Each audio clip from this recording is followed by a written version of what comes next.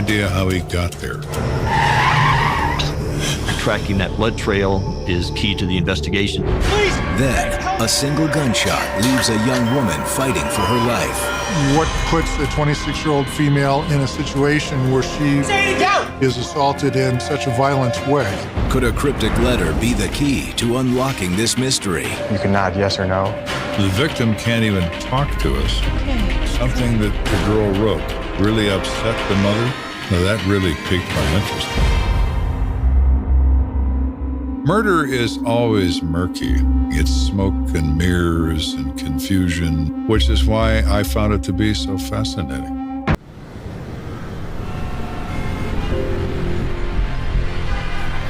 Across Colorado Springs, the bars are closing up for the night. And at St. Francis Hospital, Sergeant Brian Grady has his hands full. Go ahead and turn around and put your back up there. Man, we need to get this guy checked in. He's been in a bar fight. Sergeant Grady is dealing with a person that got into an altercation with a bouncer, ended up getting hurt, and had to be treated at the hospital. Hey! You gotta help this guy! What's going on? There's a guy hurt down by the corner of Rio Grande and Hancock. These two teenage kids come roaring into the ER saying they've just seen a man stagger down a sidewalk and fall down. Who's down there? What happened? We don't know. We were just driving by and we just saw him there. That takes priority. Guys, if you stand right there. Dispatch got a report of a man down, possible assault victim, corner of Rio Grande and Hancock. Start a unit in EMS. Ma'am, I'm gonna lock this guy down. I'll be right back.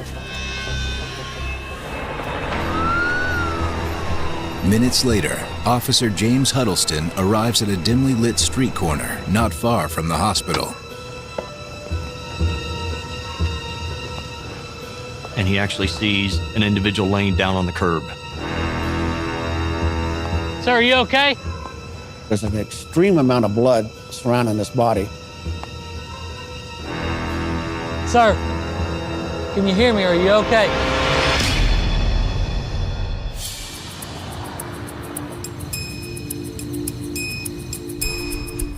Across town, Lieutenant Joe Kenda is enjoying some much-needed shut-eye. For me to get a night's sleep when I was working, I don't remember it ever happening. I was either restless with nightmares or the phone would ring and introduce me to the next nightmare. But on this particular occasion, I was zonked.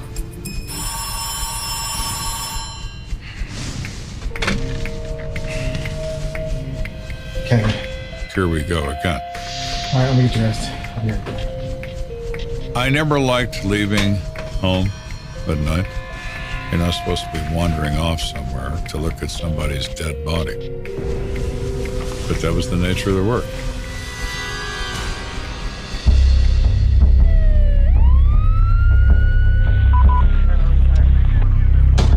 Morning, sir. Morning. So what do we got? One male stab victim, Calvin Blair, 28 years old. Calvin Blair is from the Chicago area. He moved to Colorado when he was actually assigned to Fort Carson in the military. He has suffered a minimum of one stab wound to the chest and was pronounced dead on arrival at St. Francis Hospital. It's pretty late. I don't suppose we have any witnesses. Well, as a matter of fact, we do. David Teller and Joseph Holmes, they're both 18 years old, and they were driving home. And they saw this man laying in the street. Most of that they were coming home from the movie. A movie? That's what they're playing. It's 2:30 in the morning. The last movie show is over at midnight at the latest. So that strikes me as unusual. Where are they now? They're both still at the hospital. They were pretty reluctant to give any further information and really didn't want to stick around. That makes you kind of suspicious. Hey, Wood, come over here a second. Take it right over to the hospital and talk. I assigned Detective Wood to go to the hospital and speak to Mr. Teller and Mr. Holmes. St. Francis? Yeah. I'll let you know when I find out. Thanks. And I'm still at the crime scene looking around to see what we can see.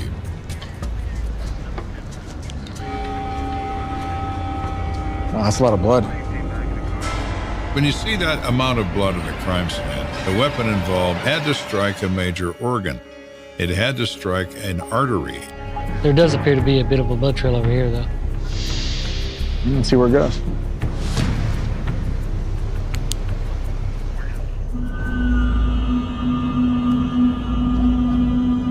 look with a flashlight, and I follow it for quite a ways. At the end of the blood trail, Kenda discovers another key piece of evidence. We got a knife. A kitchen steak knife covered in blood, obviously the weapon that caused the wound. Does our victim Calvin Blair live anywhere around here? Not really. Calvin's driver's license gives an address that's miles away. No, that's not exactly walking distance. Now, how did Calvin come to be in this place? The most likely method is by car.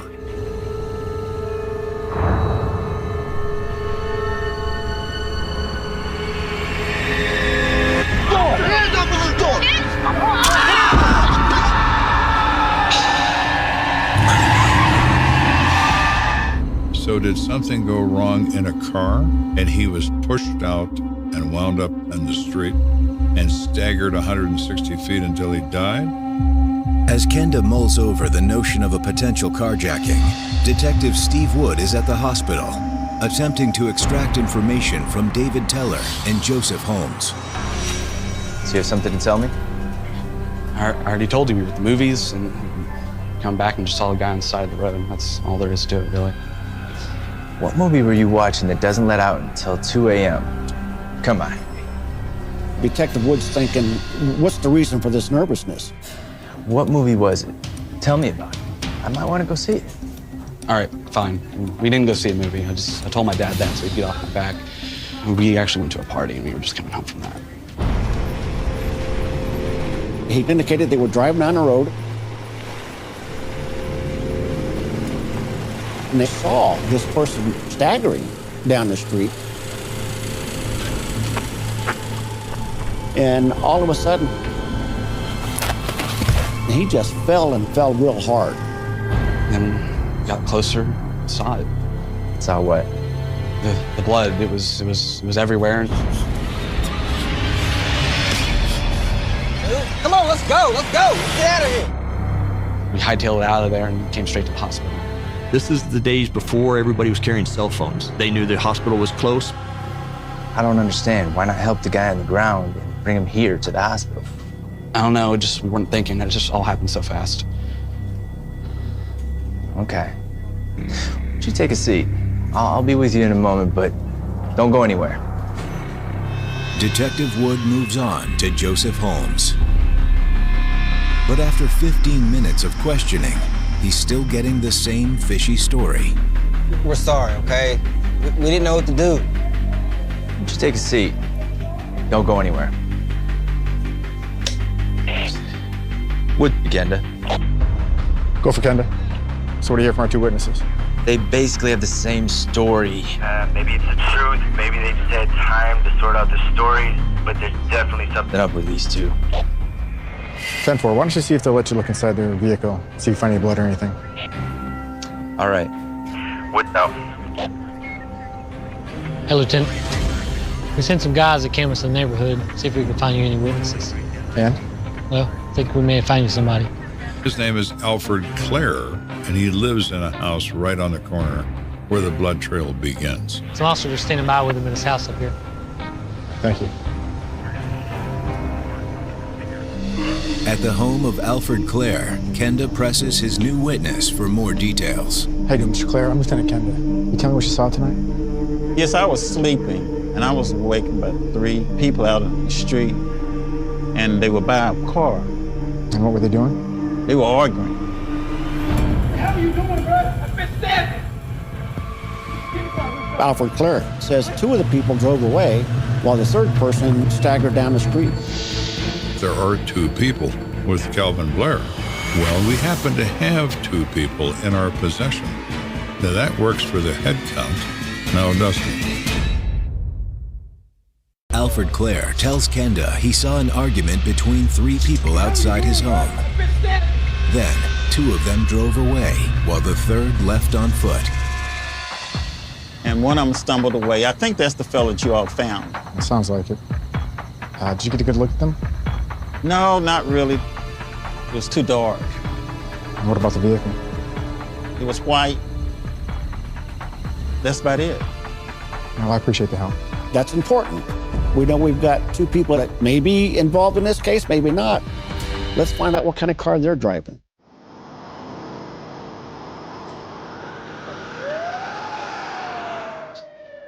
Go for it. Hey, Steve, just checking to see if you were able to examine the car those kids are driving. Yeah, it's clean. No blood, no nothing. My question of Wood is, what color is that car? What color? It's black. Why? Well, you can't mistake black for white. That's not the car that Mr. Clare saw. So we have gone from maybe having two suspects in our possession to having no idea who did this to Mr. Blair. All right, you guys are free to go. We know now their nervousness in trying to talk to us was the fact that they were late for curfew. Get out of here. With no concrete suspects, Kenda takes a new tack in order to learn a little more about the victim, Calvin Blair. I asked Wood to meet me at the address that we have for him. Hopefully someone can give us some idea as to where Mr. Blair was this evening before we found him in the street. Lillian, Yes? do you know Calvin Blair? Yeah. Calvin's my ex-boyfriend. He used to live here, but we broke up last month. May we come in? She obviously knows that this is serious to have policemen in suits knocking on her door at 3:30 in the morning.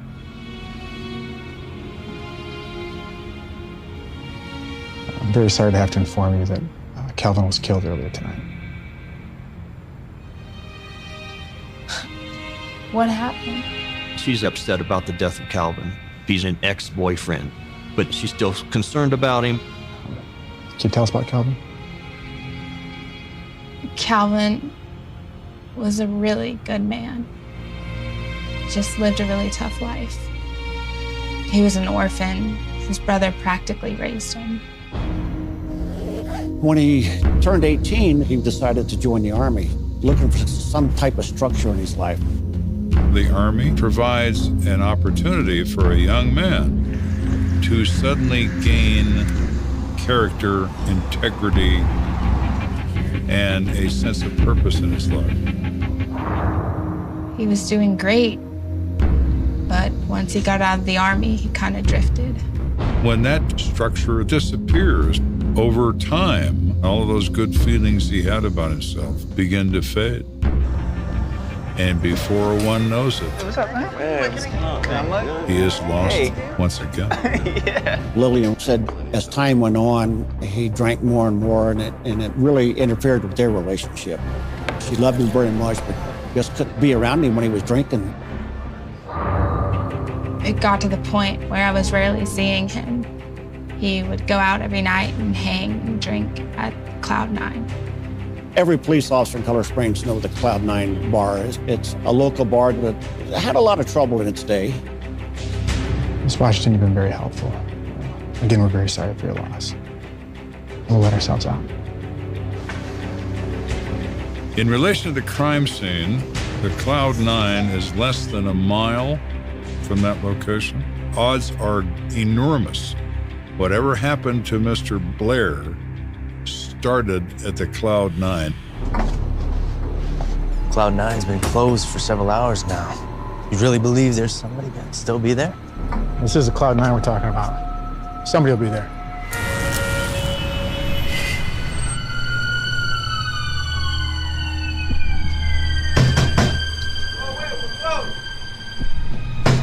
Police, open up!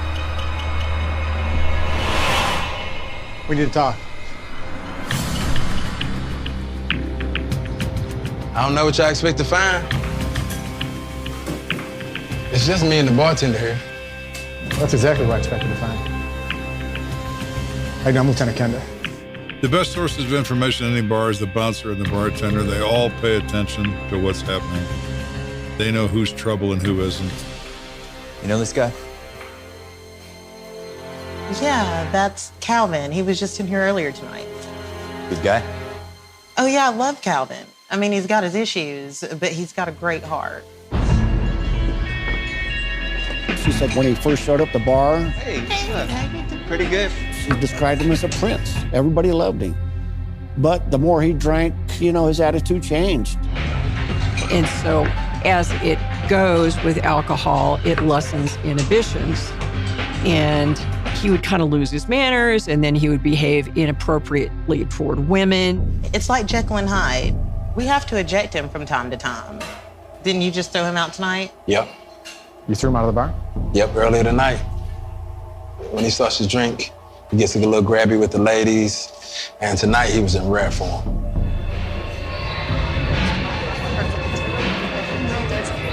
We're doing shots when I get back, okay? Oh, hey, I'm sorry. Sorry. Hey, nothing to be sorry about, baby. I just gotta go to the bathroom. No, it's okay. Oh, you're so Get off beautiful. me. Hey, Stop. what? Get off of me. Whoa, get off me. No. I'm sorry. I'm sorry. Let's go, Cap. I'm sorry. Did he by chance leave in a white car? I didn't go outside. The bouncer said, well, I didn't go outside to see where he went. My only concern was get him out of there before the problem got worse than it already was. Do you know the woman that he was messing with? I'd never seen her before, but the weird thing is, after Calvin got thrown out, she followed right behind him. This leads us to wonder, who is this woman who followed him out? And is she part of this in some way? Or is she just somebody that happened to leave at the same time he did? We appreciate the help. Thanks.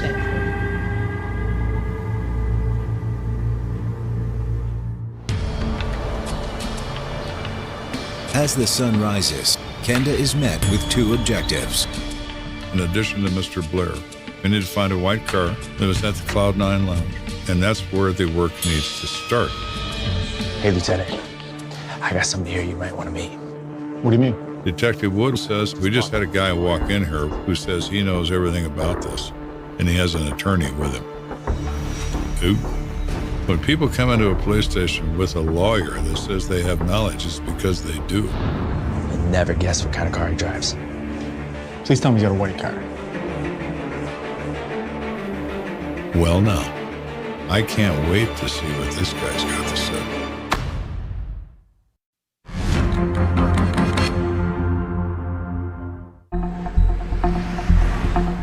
So we've been up all night investigating the untimely demise of Calvin Blair. And we have somebody wander in the door, attorney in hand, driving a white car that says he knows all about this. This party was identified as Larry Jones. This is a DJ at the Cloud 9 bar and was working the night of this incident. All right, so you want to tell us what happened? My client's here because he's a friend of Calvin Blair's. He wants to set the record straight on what led to Mr. Blair's death. Okay, I'm all for that. So how do you know Mr. Blair? We go way back to our days in the military together. We've been tight ever since. He's a really cool guy, except when he gets drunk. That particular evening, Larry says that Calvin's nice to everybody, but then he starts to get a little drinking too much. And there's a girl there that Larry had brought there. Her name's Lucy Har. Is this your girlfriend or? No. She's just a friend. She asked me to bring her to the club and asked if I could take her back home when I was done DJing. I said, sure, no problem. Larry's working behind the turntables.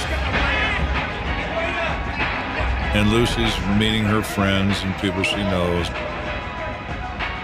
Did Lucy know Calvin? Not until last night. Larry explains that it's getting late in the evening. Calvin's pretty intoxicated. And he bumps into Lucy. Nothing to be sorry about, baby. This leads to Calvin being kicked out of the bar. I'm sorry. I'm sorry. I was done DJing, and I walked over to Lucy to see if she was all right, and she was still pretty steamed. You okay? Yeah. That guy was a creep. Yeah, I know. Unfortunately, he gets that way when he drinks. Do you know him? Yeah, Calvin. He's been going through a lot lately. Anyways, we gotta find him. What? Yeah. So look, he's my friend, and I'm not gonna let him just walk down the street as drunk as he is. Something bad's gonna happen to him. I'm gonna take him home. You said you were gonna take me home. You don't expect me to ride in the same car with him, do you? It's cool, it's cool. It'll be all right, I got you. Lucy wasn't very happy about that, but she's going to have to go along with it.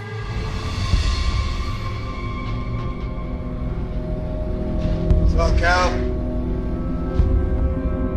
Cal, you ready to go, bro? Yeah. Come on, Lucy. It got a little ickier when they got into his car. There wasn't a back seat. Calvin was apparently really wildly drunk. Not just drunk, but crazy drunk.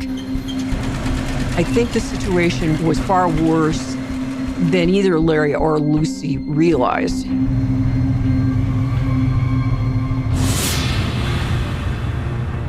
They're headed in the general direction of Calvin's house because he lives closer than Lucy does.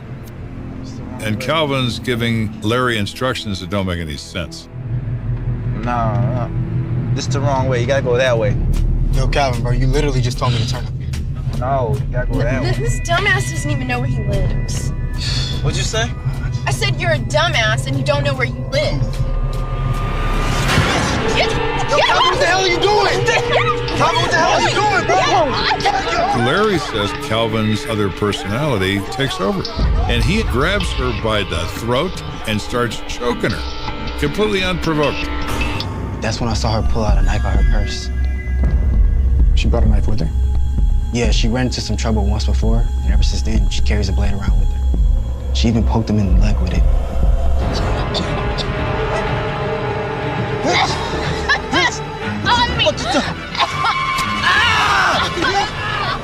Larry said he decided he better stop and get control of this situation, so he pulled off the side of the road. Larry says he couldn't see what was going on. Probably in the time it took for him to walk around the car. Lucy stabbed him the second time in the chest. Damn, what are you doing?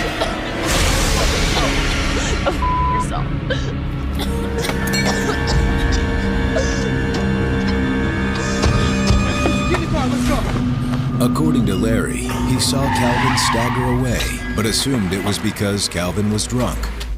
I had no idea how bad he was hurt until I saw it on the news that morning. And that's when I went over to Lucy's and asked her if she knew about it. He goes over to Lucy's place and he wakes her up. He says, "Hey, Calvin's dead."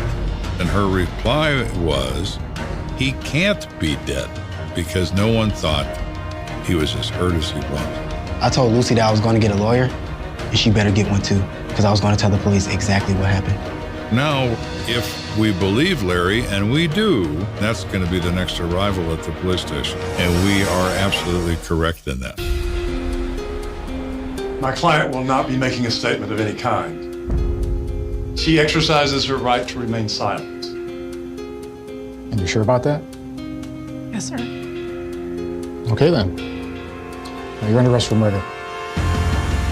So we arrest her for second-degree murder. And we inform the district attorney this is a perfect case to take to a grand jury. I think it could be justifiable homicide, but I don't get to decide that. The members of the grand jury agree. They determine that Lucy Haar acted in self-defense and vote to drop all charges. This is a case of people getting together late at night, one of whom has a problem with alcohol, another of whom has probably been assaulted in the past, and their paths cross. Inadvertently, how quickly life can end when those mysterious paths get crossed. Coming up, a young woman is the victim of an accidental shooting, but Kenda senses something more sinister beneath the surface. We are determined to learn how this happened to her. What did you just say? The trouble is, I don't know what she's concealing.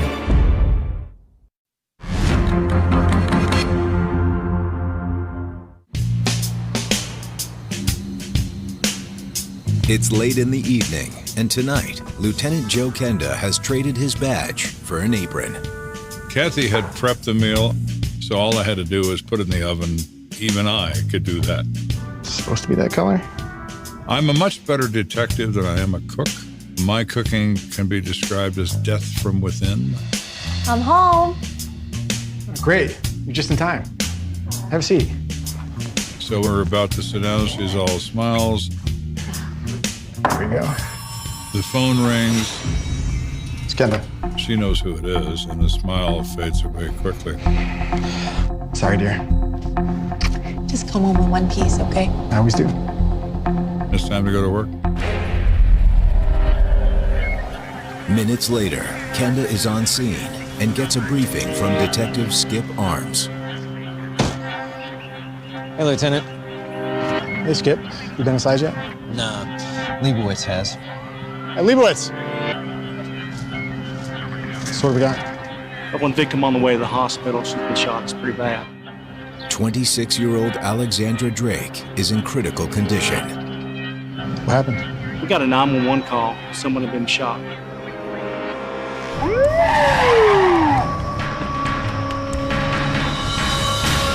Please, hand her. Hey, help her! Raise your hand! Help her! She's inside. She's all covered in blood. Leibowitz says a man runs outside and he is covered in blood.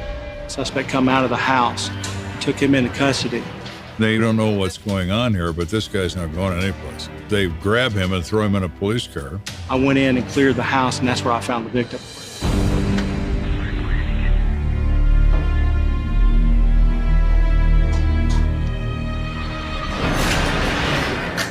Leibowitz says that this woman has been shot in the chin. Stay with me, I got the ambulance coming. Obviously from close range, and she's gasping and unable to speak.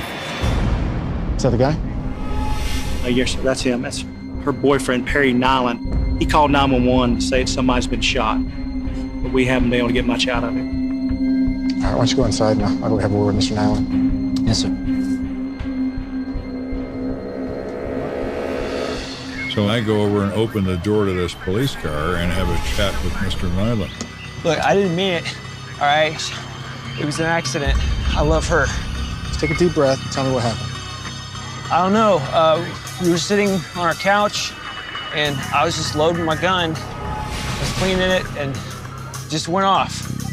What do you mean it just went off? I don't know. My hand slipped, and it just went off. At a minimum, it's a reckless act. At a maximum, it's intentional. Sit tight, Mr. Nyland. I'll be back. So he's got a story. We will now work on the rest of this premise. And we walk back into the crime scene. Kenda joins Detective Arms and the other officers in a search of the house. On the coffee table, there is whiskey. There's also white powder residue. It is cocaine. Somebody likes to party. Yeah, not exactly the best time to clean a gun. Have you seen the gun? Yeah, it's over here. .357 Magnum. It's still loaded except for one shot. To Kenda's surprise, Perry's story appears to be checking out. In the case of disturbances, when someone is at an emotional edge and is angry, they pull the trigger until it goes click, generally. In this case, only one shot was fired. Anything else? Yeah, take a look at this. There were a number of holes in doors and in walls. If you were an average person, you would see the damage to the walls and think, I wonder why they did that. I, as an experienced detective, look at that. Where were you? And see abusive relationships. There's holes like this all over the place. Let's get all the markings of domestic violence. I am offended by men who treat women badly, deeply offended by that. I don't know that that's what's happening here, but I suspect that it is. I have enough to arrest him. Take Mr. Nyland to jail for the night. Yes, sir. Wait, hold on, stop! Wait, hey, look, you got it wrong. It was an accident. Okay. Mr. Nyland, you've made your point. We will wait and see what the evidence shows. The evidence at the moment doesn't look very promising for Mr. Nyland, but we will see. With Perry Nyland on his way to jail, Kenda and Detective Arms head to the hospital to see Alexandra Drake. We're here to check on the condition of Alexandra Drake. Yeah, she came in earlier. She's in pretty bad shape. How bad? Well, she has a single gunshot wound that ultimately produced 4 wounds. Entry through the chin, exit through the lower chin, entrance into the upper chest, exit through her back. Doctors had to wire her mouth shut. Wow. Her mom's here if you want to speak to her, though. Okay, thanks. What room? Room 417. The mother perhaps can give us some background. So Arms and I, we introduce ourselves to a woman who identifies herself as Brittany Drake. Miss Drake, this is Lieutenant Kenda. I'm Detective Arms. We're hoping that you could shed some light on your daughter's relationship with Perry Nyland. Alexandra and I haven't been as close in the last couple months as I would have liked.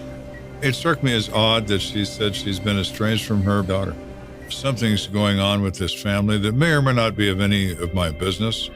What can you tell us? How long has your daughter been seeing Perry? She said they've lived together for about 2 years, maybe a little more.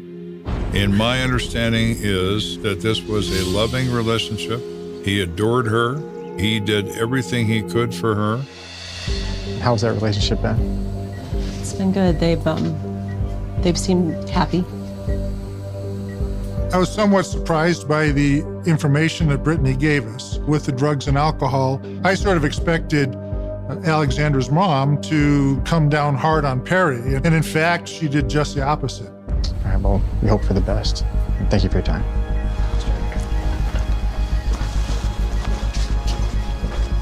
Kenda and Arms try to decipher this new information. Well, that was interesting. No kidding. I'm not sure how much longer we can hold Perry on those charges. Just wish we had something else.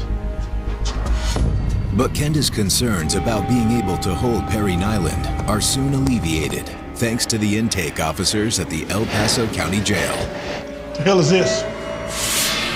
The officers did find cocaine on his person. When they looked at his previous history, we found previous charges involving weapons and drugs. The night of this incident, he was just literally minutes of coming off of his probation for his prior charges. Perry's latest drug mishap will mean additional time behind bars, but Kenda is focused on the shooting. The next day, Kenda and Detective Arms return to the hospital with the hope of speaking to Alexandra Drake. We recognized at some point we were going to have to try and get some confirmation as to what happened at the residence when the shooting occurred. Hi, Alexandra. I'm Lieutenant Kenda. I'm glad to see you're awake. If you don't mind, I'd like to try something. So we decide if Alexandra cannot speak, then we're going to have her reply yes or no by nodding her head. I'm going to go nice and slow. Was Perry using cocaine the night of the shooting? Yes. Did he do so all day? No. Okay, on these next set of questions, I need to be perfectly honest. Did Perry shoot you? Did he intentionally shoot you? That caused us to pause for a few minutes. We had to kind of reflect on what she was telling us. Wait a minute. All of the signs point to this being somebody who wanted to harm you, and you're telling us it was an accident? It's okay, you can tell us the truth. Was this an accident? I'm unclear whether Alexandra's telling me the truth. I'm not convinced I know what happened here, and I'm not about to give up until I do know.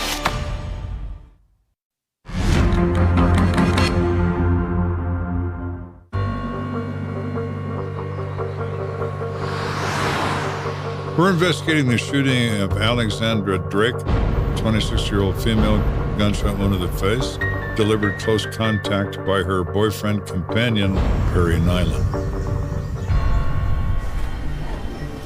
Alexandra, we found something in your home. The walls had holes punched in them. Has Perry ever hit you?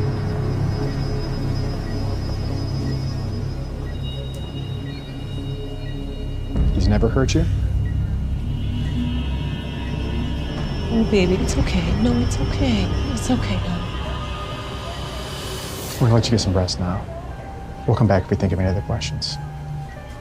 I hope you get well soon. It's very common in women who are abused that they will defend the male companion. They will say it's their fault and they deserved it. With Alexandra still maintaining that the shooting was accidental, Kenda has no choice but to book Perry Nyland on the lesser charge of second-degree assault. We don't have enough information from her statements to prove it was an intentional act with a deadly weapon. So Perry was able to post a bond. While Perry remains free until his trial, Alexandra's condition takes a turn for the worse. 2 months into this event, It's Kenda. we get a call from Penrose Community Hospital that says that Alexandra Drake has slipped into a coma. This is not good. Hey, how's she doing? Is there any chance of surviving? The doctor says there's a chance, but she's in pretty grave shape. Her mom's been by her bedside every day. Her mom's here now? Yeah, actually, I'm glad that you're both here. Something happened that I feel like you should probably know about. Missed you a lot. She said they've been writing letters to each other, and something that the girl wrote really upset the mother. Now, that really piqued my interest. Did you happen to see what she wrote? I didn't see what was on it. So it's pretty obvious what we're going to do. We're going to go talk to Brittany Drake and say, what's this business about letters? Brittany, you need to tell us what's going on. And we just want to help Alexandra. I know. I'm sorry. Honestly, I was going to get in touch with you guys. It's just that it's been so long since I had a good relationship with Alexandra, and it's just so hard. She said, I felt somewhat guilty about not maintaining a relationship with my daughter before she was hurt. But over the last 2 months of her injury, Do you remember the name of that place we used to go to, that lady? and I've been here every day, we have managed to develop the relationship we had before. I just need more time, just to let her know how much I love her. I'm sorry it took something like this for the two of you to reconnect. Do you mind if I ask what drove you apart? That's not an easy thing to answer. Basically, every guy she ever dated mistreated her. You know how hard it is as a mother to watch your child have those kind of relationships? I'm a parent. I understand the nature of it. I truly do. Life is complicated. Can't teach them how to fall in love. They have to figure that out on their own. And sometimes it doesn't go so well. So the note that she wrote on the notepad the other day, was that about the shooting? Yeah. I think she knew she wasn't going to make it. She says that her daughter has been having misgivings about what she told us about this incident. We need to tell somebody. And what did it say? It said that he did it on purpose. I'll get the warrant. Thank you for being honest. Armed with new evidence, the detectives are determined to rearrest Perry Nyland. But it turns out the Highway Patrol beat them to it. Mr. Nyland is out on bond, and he gets arrested for driving under the influence of alcohol. How shocking. My girlfriend, she's dying in the hospital. It's all my fault. Yeah, watch your head. Listen, officer, I didn't mean to drink that much, okay? I just did. We'll make a note of that, Mr. Nyland.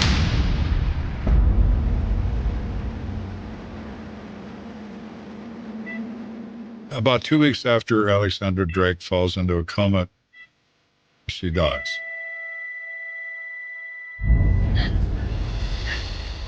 As a result of her death, the second-degree assault charge against Mr. Nyland for the shooting is replaced with a charge of manslaughter.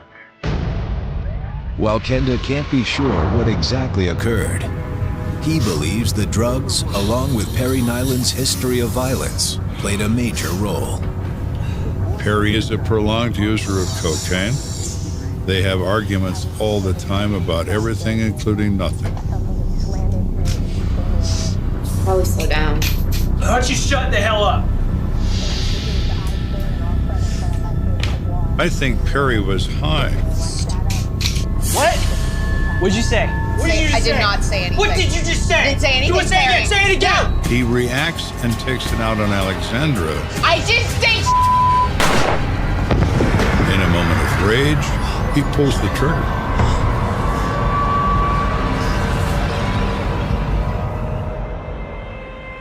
On August 1st, 1986, Perry Nyland is convicted of criminally negligent homicide and sentenced to 5 years in prison. Some people say love with a kiss. Some people say love with a look. Mr. Nyland says it with a round from a .357 Magnum revolver, but it's not accidental. Guns don't go off. They don't, unless you make them go off. It was a night like any other in the quiet suburbs of Clearwater, Florida, the kind of night where the air hangs thick with humidity and the streetlights flicker against the damp pavement, when the world suddenly tilted for 22-year-old Megan Harper, who vanished without a trace on a Tuesday evening in October 2001.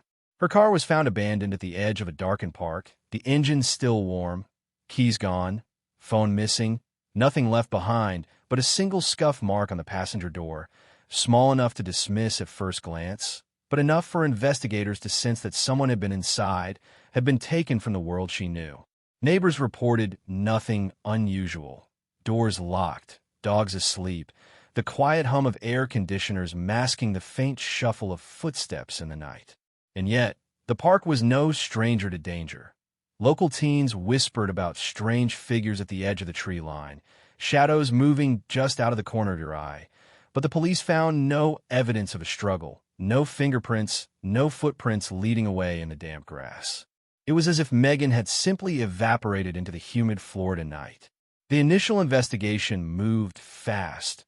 Officers canvassing the area, questioning friends, coworkers, even the clerk at the corner convenience store who swore he saw a figure in a hoodie near her car. But nothing concrete emerged, no suspects, no leads that held water. Days turned into weeks, weeks into months, and the story slipped into the shadow of other crimes, filing away into what would later be labeled a cold case, a folder in a dusty cabinet marked only by a faded photograph of Megan smiling, unaware that her life would be paused mid-step, mid-laugh, forever suspended in the memory of those who loved her. The community buzzed with rumors, gang activity, a random abduction, perhaps someone she knew, but police reports remained frustratingly vague, citing insufficient evidence, a dead end at every corner, and a growing sense of helplessness that hung over Clearwater like the heavy Florida heat. Yet beneath the surface, a network of detectives and analysts began quietly piecing together fragments of a story that no one outside the department yet understood. Phone records, credit card statements, gas station receipts, all seemingly mundane details, were combed over with obsessive attention, each tiny anomaly flagged, cross-referenced, stored in a digital maze that only years later would begin to reveal patterns. The city moved on, or at least tried to, while Megan Harper's name flickered occasionally in local news, each report a reminder of a young woman who had disappeared without a whisper, a missing person file growing more brittle with age, more worn from the passage of time. Families of other missing persons began to leave notes at the edge of the park where her car had been found, small candles, flowers pressed into the damp earth, hoping some kind of justice, some kind of closure, might reach them across the void of years. Detectives who had worked the case tirelessly eventually retired, new faces taking over, yet the file refused to die, its secrets stubborn, refusing to be unearthed without precision, without patience, without the sudden spark of insight that only comes from persistence against the clock of years. Early theories ranged wildly. An estranged boyfriend, a stalker, a carjacking gone wrong. But none of these speculations could withstand scrutiny. Alibis checked out, no signs of forced entry, no ransom demands, nothing that would explain the eerie absence of Megan Harper. In the local community, whispers of paranormal involvement emerged, strange stories about the park, sightings of lights moving in unnatural patterns, a chilling narrative that some of the older residents clung to, as if the supernatural offered an explanation for what the police could not. Yet law enforcement remained rooted in facts, in evidence, in methodical cataloging of everything from tire marks in the parking lot to the angle of streetlights and the timing of the last known cell phone. Ping. Each thread was examined, mapped, scrutinized, and yet the web of reality refused to bend to clarity, leaving only questions that multiplied like shadows in the corners of darkened streets. For years, the cold case lingered in the minds of those who refused to forget, private investigators and armchair detectives alike poring over public records. Newspaper clippings yellowing with age, each detail examined for a crack in the narrative, a possible key to unlocking the frozen moment when Megan Harper stepped out of her car and into the unknown. And then, slowly, almost imperceptibly, technology began to catch up with the mystery. DNA databases expanded, surveillance cameras became more ubiquitous.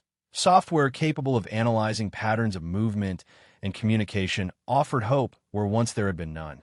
Officers who had grown frustrated with dead ends began revisiting old statements, interrogating witnesses long forgotten, following leads that had once seemed trivial.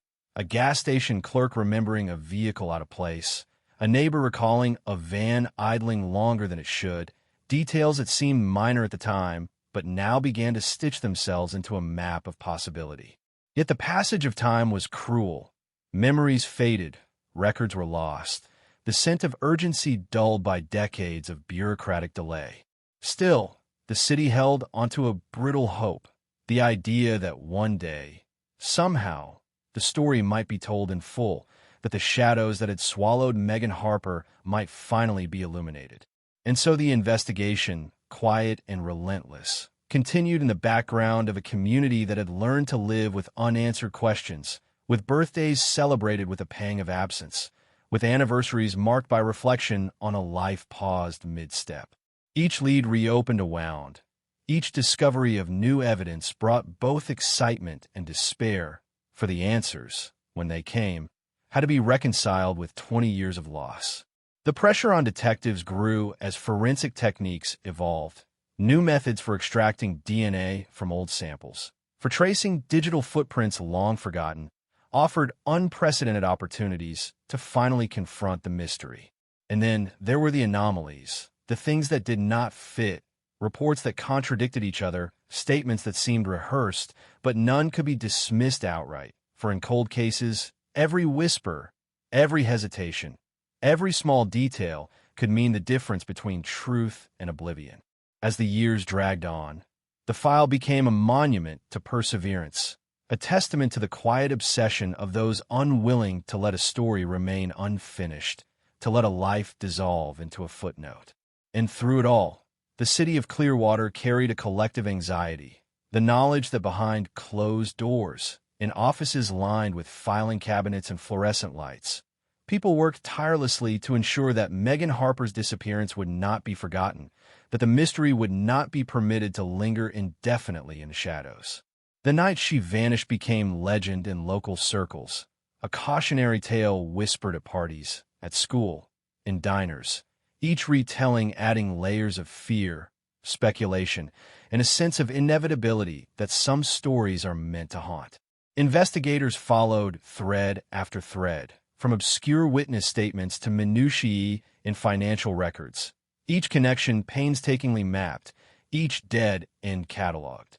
And the more they dug, the more complex the web became, revealing intersections of people and places, coincidences that might or might not have been intended, and the unmistakable feeling that someone, somewhere, knew more than they had ever admitted. Public interest waxed and waned. Media reports flared briefly and then dimmed, leaving the case to simmer in obscurity. Yet every mention reignited hope, tension and speculation, keeping the mystery alive in a way that only unresolved disappearance can. As decades passed, Megan Harper's face remained in local memory. Photos of her laughing with friends, standing beside a car that would won. They become a silent witness, snapshots of a life that was suddenly frozen in time. And the park, once ordinary, now seemed to hold a sinister edge, a place where shadows were thicker, the wind carrying the faintest echoes of the past, reminding all who passed that some questions refused to die. For law enforcement, the challenge remained monumental. To piece together fragments, to read between lines, to see what had been invisible for so long, to take decades of scattered evidence and weave it into a coherent, undeniable truth. Each discovery, each lead, was a spark in the darkness, a possibility that the fog of time could be pierced, that clarity could emerge where confusion reigned for so many years. Yet for the community, the story had already left its mark, shaping perceptions of safety, trust, and the fragile boundary between the ordinary and the unknowable, a reminder that life can shift in an instant, that disappearance can occur in the blink of an eye, leaving an indelible scar that persists long after the immediate shock has faded. And in the silence between reports, in the pauses of conversation, in the lingering tension of nights spent wondering where she went, who took her, and why, the cold case persisted, a ghostly presence in the lives of all who remembered, a mystery suspended in time, waiting for the day when decades of searching, analysis, and relentless pursuit might finally yield an answer, however shocking, however unanticipated, however life-altering it would inevitably be. Years slipped by, and the Clearwater Police Department kept Megan Harper's file alive like a silent sentinel, tucked into a cabinet that smelled of paper and mildew, each page a testament to effort, frustration, and the relentless passage of time. Leads came and went, some promising, most dead ends, each report painstakingly entered into databases that grew exponentially, digital repositories that promised insight but offered little comfort. Officers who had once walked the streets searching for Megan now navigated the cold hum of computer servers, scanning traffic cameras, cross-referencing phone logs, reconstructing the final moments of a life stolen in the dark. Witness statements long forgotten were revisited. The clerk at the convenience store, now retired, remembered a van, silver, parked too long, the driver's face blurred under a hood. That single recollection, trivial at first, gained weight as analysts compared it with shipping logs, vehicle registrations, even repair shop records, revealing a pattern invisible to the human eye alone. Meanwhile, the Harper family endured, birthdays passing with hollow celebrations, holidays muted by absence, the empty space at the dinner table a constant reminder that the world had shifted and left them behind. Friends continued their lives, but Megan's disappearance was a shadow trailing behind every milestone, every promotion, every marriage, a specter reminding them of a normalcy ripped away in a single October night. The park where her car was abandoned became a kind of shrine for the local imagination. Teenagers dared each other to venture into the dark, streetlights painting long, trembling shadows, whispers of her name drifting through the air like a warning. And detectives, never giving up, explored every angle, from the mundane to the bizarre, interrogating strangers who might have seen something, re-examining old case files from other jurisdictions, noting connections that had previously seemed irrelevant. They studied cell tower records, long before GPS tracking was commonplace, piecing together the arcs of calls, texts, the faintest digital footprints of someone moving through the city unseen. Community tips were sporadic but persistent. An anonymous letter mailed to the police hinted at knowledge of the abduction, describing a figure in black who seemed almost supernatural in his ability to vanish. Investigators cataloged every nuance. The angle of a scuff mark on a door, the heat signature of a long-departed engine, the faint smell of gasoline that lingered in the Florida humidity, each sensory clue another thread in the tapestry of the unresolved. And as the years passed, public interest ebbed and flowed. Occasional media pieces brought her story back into the spotlight, sparking temporary waves of tips, theories, and speculation. But each time, the investigation returned to the cold, hard truth. There was no body, no confession, no incontrovertible evidence, only traces of a life interrupted. Yet technology advanced. DNA analysis became more sophisticated, capable of extracting profiles from samples once considered useless. Surveillance cameras, scattered across the city, stored images for longer periods, their pixelated eyes capturing moments that might have once been lost forever. Analysts began revisiting old evidence, sliding swabs, fibers, and minute biological material under microscopes, re-examining what had been ignored, finding new angles, new possibilities. The breakthrough came quietly, as it always does, not in a flash of insight, but in a slow, meticulous accumulation of tiny details. A fingerprint overlooked, a vehicle registration cross-referenced, a witness statement reinterpreted under new scrutiny. And then there were patterns, subtle but undeniable, a sequence of sightings of a van matching the description, corroborated by new tips, a trail of transactions, a social footprint that traced a man who had remained invisible for decades. Detectives worked methodically, unearthing connections across counties, across states, realizing that Megan Harper's disappearance had not been random. It was deliberate, planned, executed with precision by someone who knew the shadows of Clearwater intimately. The realization sent chills through the team. A perpetrator who had operated unnoticed for so long suggested cunning, careful surveillance, a patience that mocked the passage of years. And yet, there was urgency. The man, now older, could slip away at any moment, and every day that passed increased the danger of the trail going cold once more. Investigators pored over old financial records, looking for irregularities, cross-checking accounts, examining receipts that had seemed innocuous 20 years ago, noticing patterns that suggested deliberate misdirection. Credit card usage, odd purchases, interactions with others, all became clues in a puzzle no one had noticed existed. And as the pieces slowly fit together, a portrait of a suspect began to emerge. A man who had blended into the community, unremarkable to neighbors, trusted by friends, yet hiding a darkness that no one suspected, a predator invisible behind ordinary routines. Community members, once lulled into a sense of safety, began to realize that the threat had existed among them all along, that the person who had taken Megan Harper might have lived next door, walked past them on the street, nodded politely at the grocery store, all while carrying the secret of her disappearance like a scar on his own life.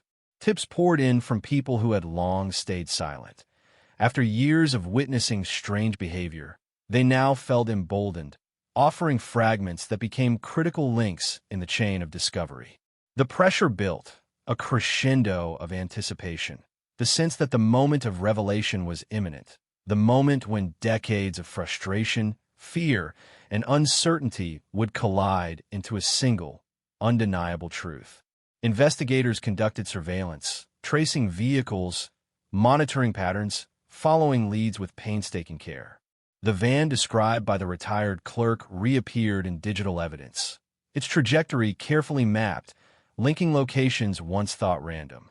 Analysts cross-referenced this with witness statements, phone records, even social media interactions, constructing a timeline that drew closer to the night Megan disappeared. And yet, the nature of cold cases is that time distorts memory.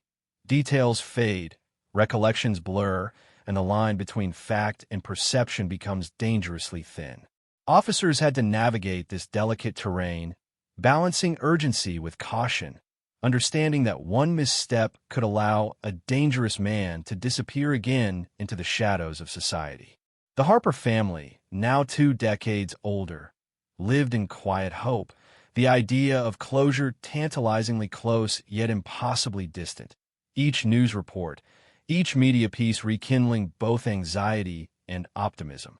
Friends who had long since moved away were drawn back into the orbit of investigation, helping to piece together events from the early 2000s, reconstructing narratives from fragments, photographs, and memories long since buried in the haze of normal life. Forensics laboratories worked tirelessly, running tests that were unavailable at the time of the original investigation. DNA samples once considered inconclusive were reprocessed, yielding matches that had previously eluded detection. This, combined with meticulous digital mapping of phone towers, vehicle sightings, and public records, created a web of evidence that began to point clearly toward a suspect. And then there were the anomalies. Minor inconsistencies in statements, behaviors that seemed off when re-examined, actions that, in hindsight, suggested forethought, premeditation, and an understanding of law enforcement procedures. Each anomaly was cataloged, analyzed, and woven into the growing narrative, a narrative that would finally provide the clarity missing for so many years. The sense of urgency intensified as detectives realized that the suspect had adapted to life, altered routines, and maintained a facade that would allow him to evade detection indefinitely if not. For the meticulous work of investigators determined not to let a story remain unfinished. Surveillance, forensic breakthroughs, witness cooperation, and a tireless review of old files converged to illuminate a path that had been invisible for decades. And as investigators followed this path, connecting dots, corroborating details, and confronting the uncomfortable truth of human cunning and patience, the chill of anticipation gripped everyone involved. They were closing in, and yet there was the omnipresent fear of misstep, of letting the perpetrator slip away, of another decade lost to frustration and unresolved grief. Throughout Clearwater, the atmosphere shifted imperceptibly. Those who remembered Megan Harper sensed that the mystery they had carried in quiet dread was on the verge of resolution. Friends, family, even casual acquaintances watched the news with renewed attention, every update carrying the weight of hope, fear, and anticipation. The story had become larger than a missing person case. It was now a narrative of persistence, of the tension between ordinary life and hidden darkness, of a community's confrontation with the unimaginable patience of a predator. And in the shadows, the suspect, if he knew of the scrutiny, must have sensed the tightening noose, the way investigators could follow years of seemingly random actions to create a narrative that was undeniable, unbreakable, and approaching its inevitable conclusion. Each phone call, each tip, each minor breakthrough was a step closer to the revelation that would shatter the calm of Clearwater, that would force the community to reconcile the image of safety with the reality of decades-long deception. The story of Megan Harper was no longer dormant. It had evolved, grown, and matured into a complex investigation that required every skill, every ounce of patience, and every resource available to law enforcement. Every thread pulled revealed new questions, yet simultaneously brought clarity. Each witness, each record, each overlooked piece of evidence became a cog in the machine of justice, grinding inexorably toward exposure. The investigators' obsession was mirrored by the lingering anxiety of the community, a quiet pulse of fear and anticipation, knowing that when the final act unfolded, it would resonate through every life touched by Megan Harper's disappearance, through the memories of nights spent wondering, and through the decades-long shadow cast by a cold case that refused to die. And so the work continued, methodical, precise, relentless, each new discovery a spark in the darkness, a reminder that even the most frozen, stubborn mysteries can be thawed by patience, ingenuity, and the unyielding pursuit of truth. The breakthrough came quietly, almost imperceptibly, in the hum of fluorescent-lit offices where detectives had pored over decades of records, long after the public had forgotten Megan Harper's name. A single match in a DNA database, one that had been impossible to verify in 2001, blinked across a computer screen, a tiny combination of letters and numbers that suddenly illuminated an entire labyrinth of connections. The analyst who noticed it froze, a chill running down the spine as the implications sank in. Someone long believed ordinary, had left traces that technology could no longer ignore. Investigators leaned closer, cross-referencing everything: phone records, employment history, vehicle registrations, and realized that the man in question had been living in plain sight, moving through the city as if untouched by suspicion, carrying on his life while the shadow of his crime stretched invisibly over Clearwater. The files, once dormant, roared to life with meaning. The van the clerk remembered, the one that had seemed trivial, a minor footnote in a long trail of potential sightings, now fit perfectly into a timeline reconstructed from 20-year-old receipts, utility bills, and the faintest digital echoes of a life observed through the lens of persistence. Investigators tracked his movements with painstaking care, mapping routes, analyzing patterns, noting every anomaly, every moment that suggested premeditation, every action designed to confuse, misdirect, or erase traces. And as the picture grew clearer, the stakes became unbearably high. The suspect had remained untouchable for decades because he understood the nature of invisibility, the camouflage offered by normality, the way routine can mask something sinister. Families and friends of Megan Harper watched as the news of renewed investigation reached them, a mixture of hope and terror twisting in their chests, the possibility of closure intertwined with the dread of what truths might finally emerge. Detectives conducted surveillance, discreet yet thorough, following the suspect's habits, waiting for a misstep, an unguarded moment, a sign that he might underestimate the meticulousness of those who had refused to let his secret remain buried. Tips that had once seemed irrelevant were re-examined. A fleeting recollection of a van parked in unusual locations, a neighbor remembering late-night trips, an old acquaintance mentioning a strangely timed absence. Each clue was now a critical link in a chain that refused to break. Investigators also reached out to distant jurisdictions, realizing that the suspect had traveled, interacted, and possibly committed smaller, overlooked crimes that now formed a network of opportunity, establishing patterns that were invisible without decades of observation. The Harper family, meanwhile, lived under the quiet intensity of anticipation, the hope that justice might finally arrive, tempered by years of disappointment, the fear that the final truth could be more harrowing than imagined. And in the heart of Clearwater, the community felt the tension of the unseen, the recognition that someone they had passed on the street, greeted at stores, perhaps even trusted, had been hiding a darkness they could scarcely comprehend.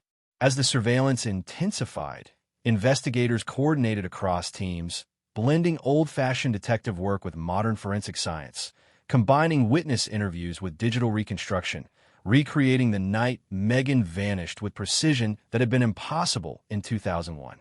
They traced her last known interactions, the path of her car, the subtle movements of her abductor, piecing together a choreography of deception executed with chilling exactness.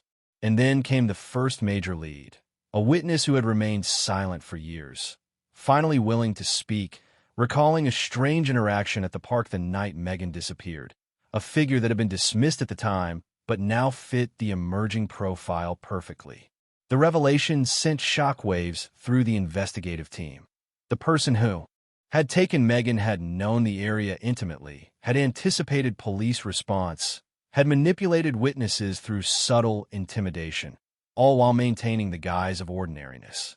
Detectives traced property records, social interactions, and employment histories, realizing the suspect had meticulously erased his connections, creating a web that obscured his presence for 2 decades.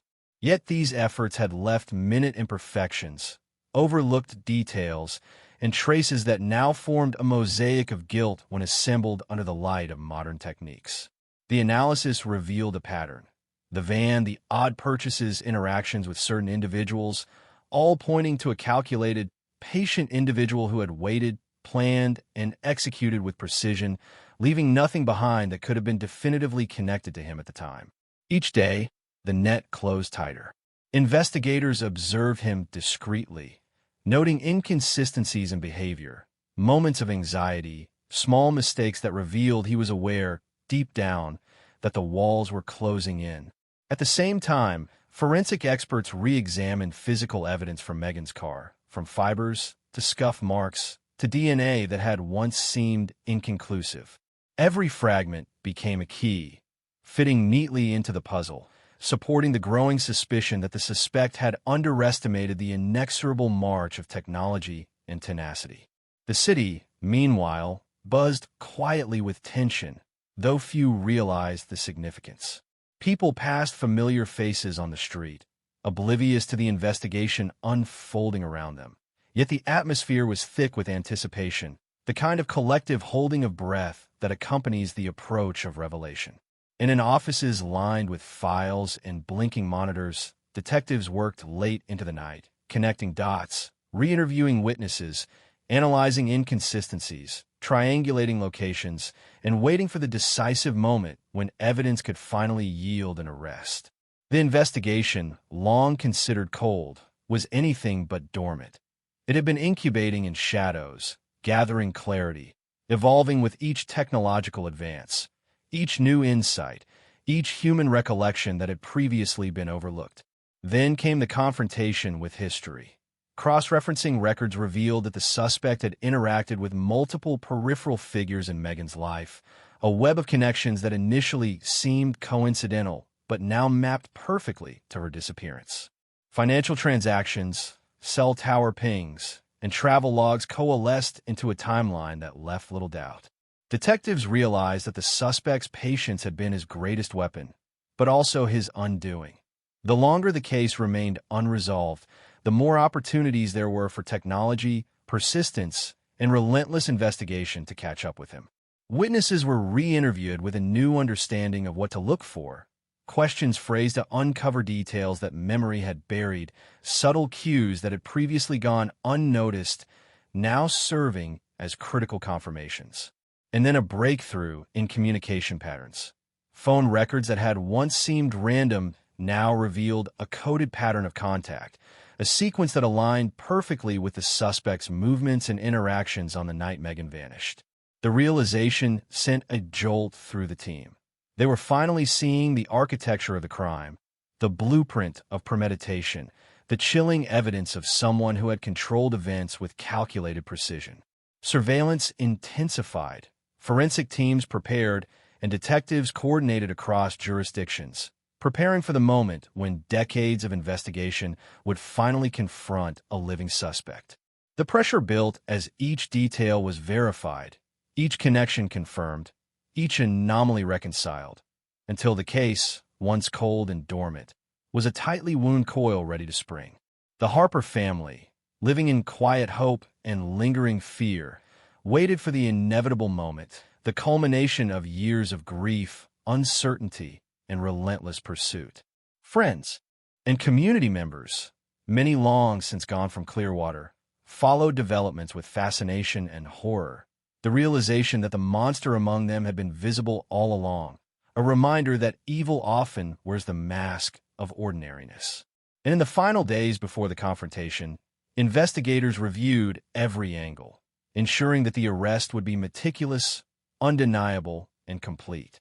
Each piece of evidence, each witness testimony, each digital record was cross-referenced and verified. They understood that after 20 years, mistakes could not be afforded. The story, the closure, the justice demanded absolute precision. The anticipation reached a fever pitch, the sense of history about to be made, the quiet tension of decades about to explode into clarity. And as the suspect's routine unfolded under scrutiny, moments of subtle error emerged. Hesitations, phone calls, movements that betrayed anxiety, all confirming what forensic evidence and witness statements had long suggested. The time of reckoning was imminent.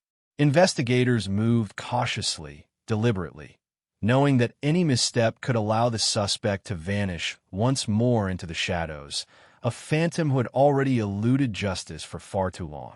And as the final threads of the investigation tightened around him, a collective breath was held by all involved, the Harper family, the detectives, and the community, waiting for the moment when decades of silence, absence, and unanswered questions would finally be shattered by truth.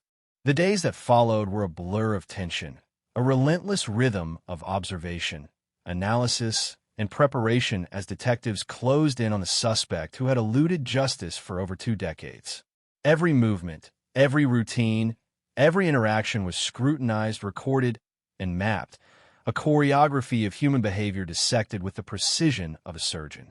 Surveillance teams rotated shifts around the clock, hiding in plain sight, their eyes capturing the mundane. Coffee runs, trips to the hardware store, casual walks, while beneath the veneer of normalcy, the invisible weight of decades-old crimes pressed down on the suspect. Investigators pored over social media profiles, emails, phone logs, and travel histories, tracing patterns that had remained hidden, weaving them together into a tapestry of proof that was undeniable. The Harper family, who had lived for years suspended in fear and uncertainty, clung to a fragile hope, each passing day a mixture of anxiety and anticipation. Friends and former neighbors watched news reports with bated breath, a community reawakening to the horror that had always lurked in its midst, realizing that the monster among them had walked unnoticed, hidden by familiarity, patience, and meticulous planning. The first real confirmation came in the form of a discreet observation. A vehicle parked at an unusual location, a subtle deviation from the suspect's meticulously maintained routine, enough to spark a chain reaction of follow-ups. Detectives traced his movements over several days, mapping them against historical sightings, minor tips, and forensic evidence, discovering that even his carefully constructed alibi had cracks, small inconsistencies that now held monumental significance. Every step was calculated, every precaution meticulous, yet the suspect could not account for the relentless scrutiny of modern investigative methods. The way 20 years of data, patterns, and minor anomalies could be assembled into a portrait impossible to deny. Investigators revisited Megan Harper's last known interactions with the outside world, tracing her steps through the city in a painstaking reconstruction. Surveillance footage, long archived, was resurrected and enhanced with modern software. License plates, previously blurred into obscurity, became legible, timing of vehicles synchronized with cell tower records, and seemingly minor discrepancies formed a web of evidence pointing directly toward the suspect. Witnesses who had previously been hesitant now came forward, emboldened by the renewed investigation. Their recollections, once fragmented and inconsistent, suddenly gained clarity when viewed against the reconstructed timeline, confirming the presence of the suspect in critical locations on the night Megan vanished. Each corroborating statement amplified the pressure, creating a psychological squeeze that edged the suspect closer to the point where errors would be inevitable. Detectives analyzed fiber samples, traces of clothing, and residues found in Megan's abandoned car, running them through databases that had grown exponentially since 2001. Fibers once dismissed as common were now linked to materials only found in specific locations, narrowing down the suspect's possible interactions. DNA traces, matched against profiles collected over decades, became the smoking gun, confirming what suspicions had long hinted at. The person they were observing was undeniably connected to Megan's disappearance. The anticipation built as teams coordinated logistics for an arrest that had to be flawless. They studied entrances, exits, backup plans, contingencies for resistance, and the suspect's known behaviors, preparing for the moment when patience would converge with action. The Harper family was kept informed under strict supervision, every update measured to balance hope with caution, knowing that the long-awaited confrontation could not be rushed without risk. In the suspect's daily life, small signs of unease began to emerge, slight deviations in routine, repeated glances over the shoulder, the subconscious tension of a person aware, deep down, that the net was closing. Detectives watched these signs, interpreting every twitch, every hesitation, every moment of distraction as confirmation that their presence had become known, that decades of impunity were coming to an end. Meanwhile, community tension mounted, unspoken yet palpable. Neighbors whispered about increased police activity, surveillance vans parked discreetly along streets, officers observing without revealing their intentions. The once dormant fear of Megan Harper's disappearance reawakened, and with it, the haunting realization that the suspect had been living among them, unseen, undetected, untouched by suspicion for over 20 years. The team meticulously coordinated their approach, choosing a time when the suspect would be isolated, minimizing risk to civilians and officers alike. Entry points were mapped, escape routes considered, and contingency plans rehearsed, each scenario simulated until the response could be executed flawlessly. The suspect's home was surveilled continuously, patterns of movement recorded, interactions logged, minor mistakes noted. The investigators had become experts in the minutiae of human behavior, understanding that even the most careful individuals reveal themselves in repetition, in micro-expressions, in slight deviations from the expected. Then came the critical moment. The suspect left his residence, following a routine he had maintained for years, unaware that every step had been anticipated, tracked, and recorded. Officers moved into position, silent, precise, the culmination of decades of patience, skill, and unrelenting focus. The Harper family, watching from a secure distance, felt the tension in their bones, the possibility of closure, so close it was almost tangible. And as the suspect approached the planned location, every motion, every hesitation, every glance became part of a choreography that would end with justice after 20 years. The arrest itself was swift, almost anticlimactic in its efficiency. There was no struggle, no dramatic chase, only the undeniable authority of a team that had prepared for years, converging on a man whose freedom had been an illusion sustained by time and circumstance. As the suspect was led into custody, the weight of the decades-long investigation pressed down on all who had pursued him. Detectives felt a mixture of relief and lingering apprehension. The case was far from over, but the critical step had been taken. For the Harper family, the sight of the man who had taken Megan finally restrained was overwhelming. Relief, anger, grief, and a strange sense of vindication all colliding at once. News of the arrest rippled through Clearwater with astonishing speed. Residents, once resigned to a decades-long uncertainty, were stunned. The community reeled from the revelation that someone so close, so ordinary in appearance, had carried out a crime so extraordinary in its audacity and its endurance. Media crews converged, reporting live from the streets, flashing images of police activity, statements from law enforcement, and the faces of family members who had waited 20 years for this moment. The psychological impact on the suspect was immediate. Under questioning, small tells and subtle cracks appeared. The veneer of control he had maintained for years began to erode, revealing glimpses of the stress, fear, and perhaps guilt that had been buried beneath layers of careful deception.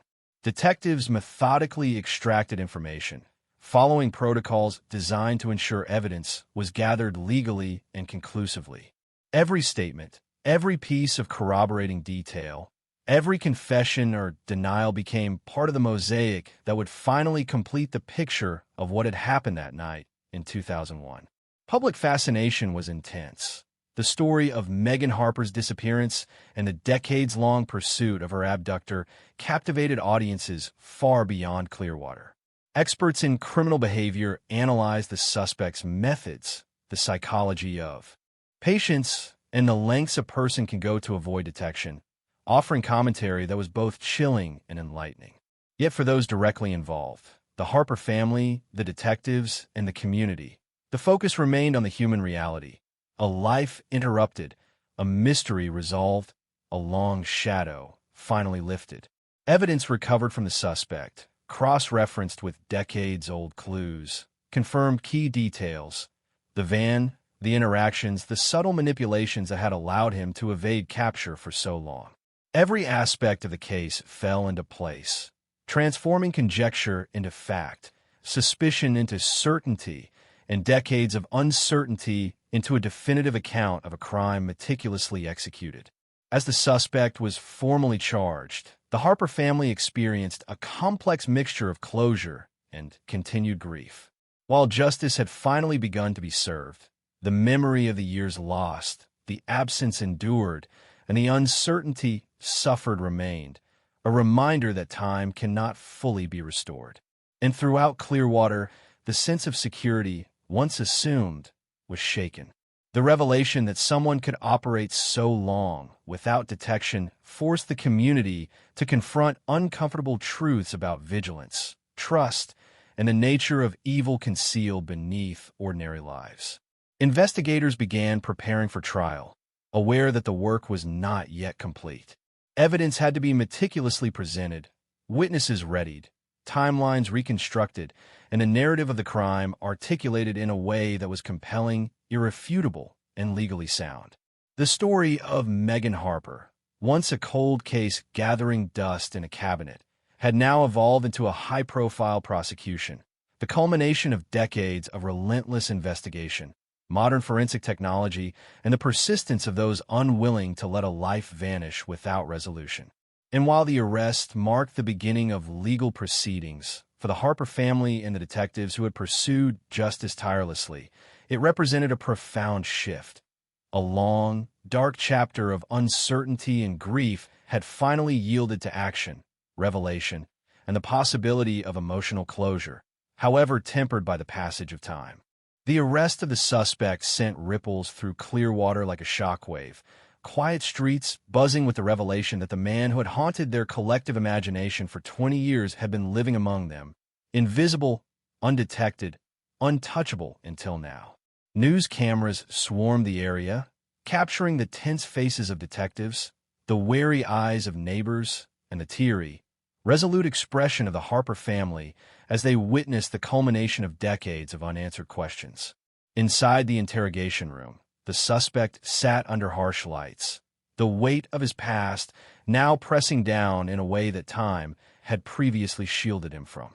Detectives methodically began their questioning, extracting timelines, movements, and subtle inconsistencies, each answer scrutinized, each hesitation cataloged.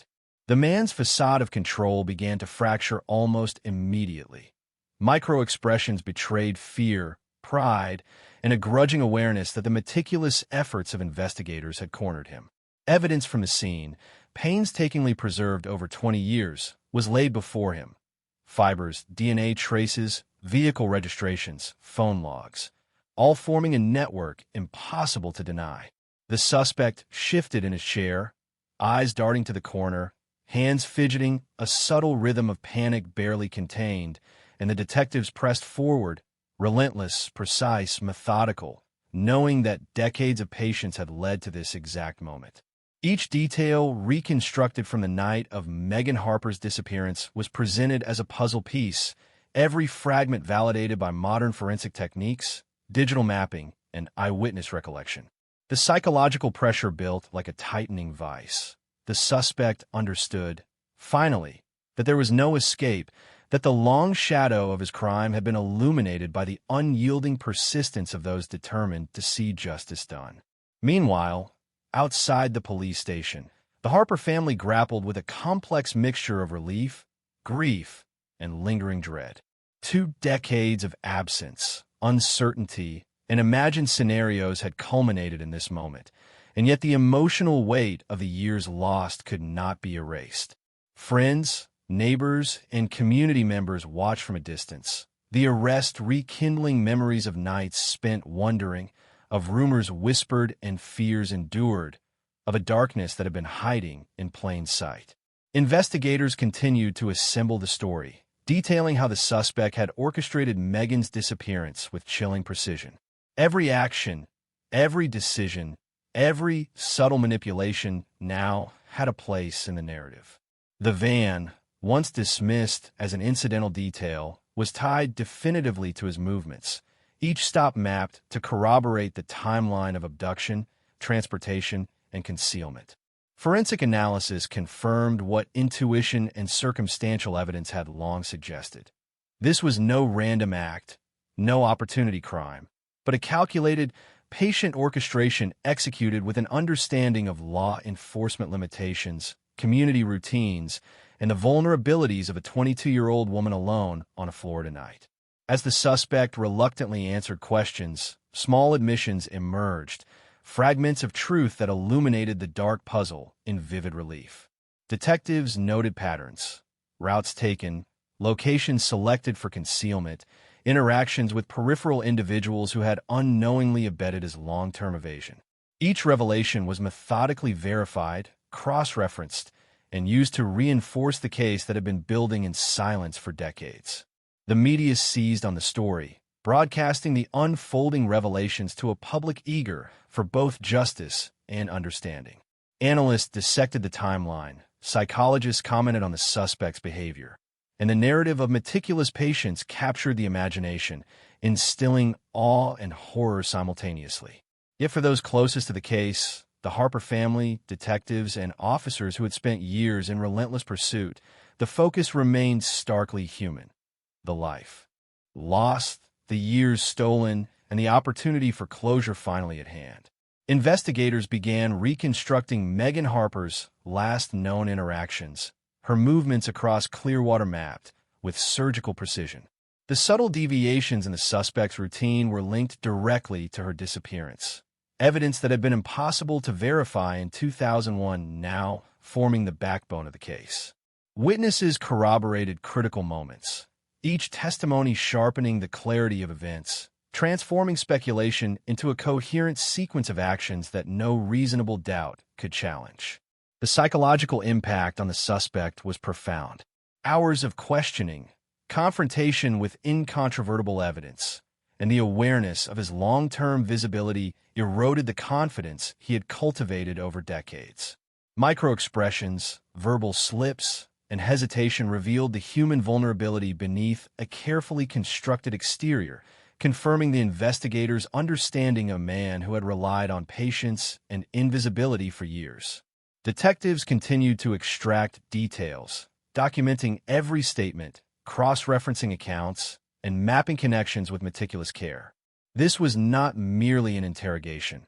It was the culmination of decades-long strategy, an intersection of human persistence, technological advancement, and the inexorable march of justice.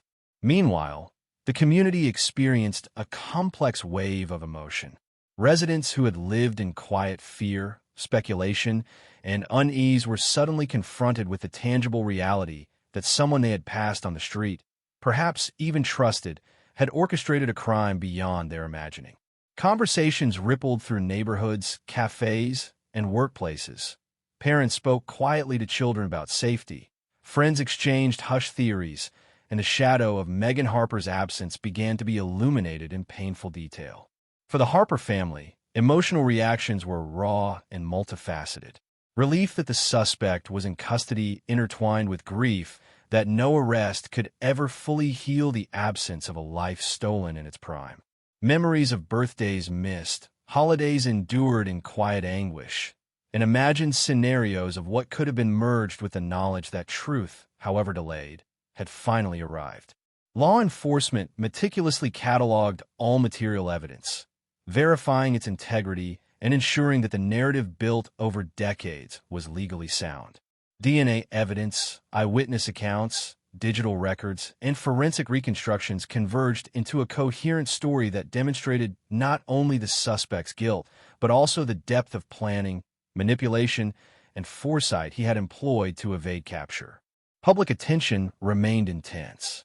News outlets analyzed the suspect's behavior, the forensic breakthroughs, and the psychological profile, providing a broader understanding of how a person could remain undetected for 20 years. Expert commentary highlighted the evolution of investigative techniques, the impact of technological advances, and the unyielding persistence of those committed to justice. Yet for the Harper family and the investigative team, these analyses were secondary. The human reality, the confrontation with decades of loss, fear, and uncertainty, remained the core of the experience. As the suspect was formally charged, the weight of the legal process began to settle. Pretrial preparations required careful coordination, witnesses readied, evidence meticulously cataloged, and a compelling narrative constructed for prosecution. The decades-long delay had amplified both the challenges and the stakes. Every detail mattered. Every nuance could influence perception, and the cumulative weight of years of investigation had to be presented with clarity and authority. In the aftermath of the arrest, the community began to grapple with the psychological and social implications of a predator who had lived among them undetected. Questions of trust, vigilance, and the hidden darkness of seemingly ordinary lives permeated conversations. reshaping the collective understanding of safety and vulnerability. The Harper family experienced both closure and continued grief. The arrest did not erase 2 decades of uncertainty and loss, but it represented the first concrete step toward justice, the first tangible acknowledgement that Megan Harper's absence was no longer shrouded in mystery. Investigators documented every step, ensuring that the prosecution would be able to present a narrative that was undeniable, coherent, and irrefutable. Statements from witnesses were carefully organized, forensic evidence consolidated, and timelines meticulously reconstructed. The culmination of decades of work, the arrest represented not just the apprehension of a criminal, but the tangible result of unrelenting persistence, technological progress, and meticulous investigation. In Clearwater, the story reverberated. Streets once familiar were now tinged with the knowledge that darkness had hidden in plain sight. Conversations, relationships, and perceptions of safety shifted subtly, influenced by the realization that vigilance is often as much a community responsibility as a personal one. Detectives continued their efforts, following every lead from the arrest, interrogating associates, and corroborating the suspect's movements, ensuring that the narrative of Megan Harper's disappearance was fully understood. Evidence previously dismissed, overlooked, or considered inconclusive was re-examined, now framed within a context that provided clarity, connection, and validation. The arrest and subsequent investigation became a lesson in persistence, patience, and the intersection of human determination with advancing technology. Every fiber, trace, and detail mattered. Every tip, no matter how trivial it had once seemed, contributed to the eventual unraveling of a carefully constructed deception. And through it all, the Harper family and community processed the impact of revelation, the combination of relief, grief, and enduring emotional resonance. The understanding that while justice had begun, the emotional and social scars of 2 decades remained. The arrest marked a turning point, a shift from uncertainty to confrontation, from absence to tangible progress. Yet the narrative of Megan Harper's life, disappearance, and enduring impact on all those connected to her would continue to unfold, layer by layer, in the months and years to come. In the sterile glow of the interrogation room, the suspect's composure began to crack in ways that cameras could not fully capture. Decades of living under the radar, of meticulously masking intentions and movements, had instilled a fragile sense of invulnerability, and now, confronted by incontrovertible evidence, it began to unravel. Detectives pressed carefully, understanding that every word, every gesture, every micro-expression could yield critical insight. The man's eyes flickered repeatedly toward the corner of the room, to the ceiling, as if seeking an escape route that did not exist. His hands, once steady, now betrayed the faint tremor of panic. Even the faintest slip could provide a glimpse into the meticulously constructed psychology of someone who had spent a lifetime rehearsing normalcy while orchestrating darkness. Questions were precise, deliberate. Investigators traced the timeline of Megan Harper's final hours, step by step, examining the intersection of opportunity, observation, and premeditation. The suspect responded in fragments, clipped sentences, evasive language, carefully calibrated to reveal as little as possible, yet inadvertently confirming patterns investigators had long suspected. The details emerging were chilling. His knowledge of the streets, the surveillance of areas he knew police would frequent, the psychological manipulation of anyone who might come close to noticing irregularities. Each revelation added a layer of understanding to a case that had once been a series of disconnected events, now forming a coherent, terrifying narrative of calculated criminality. Meanwhile, the Harper family struggled with the juxtaposition of relief and horror. Seeing the man who had stolen Megan's future so effortlessly constrained, yet hearing the intricacies of his methods, the level of deception, and the cold precision with which he had planned her disappearance, evoked a mix of vindication and renewed trauma. 2 decades of imagining the unknown converged with the harsh reality of his confession, each fact layering grief upon hope, despair upon relief. Investigators cross-referenced every statement with forensic evidence. Fibers from Megan's abandoned car matched the suspect's possessions. Vehicle registrations aligned with his movements. DNA samples confirmed presence at key locations.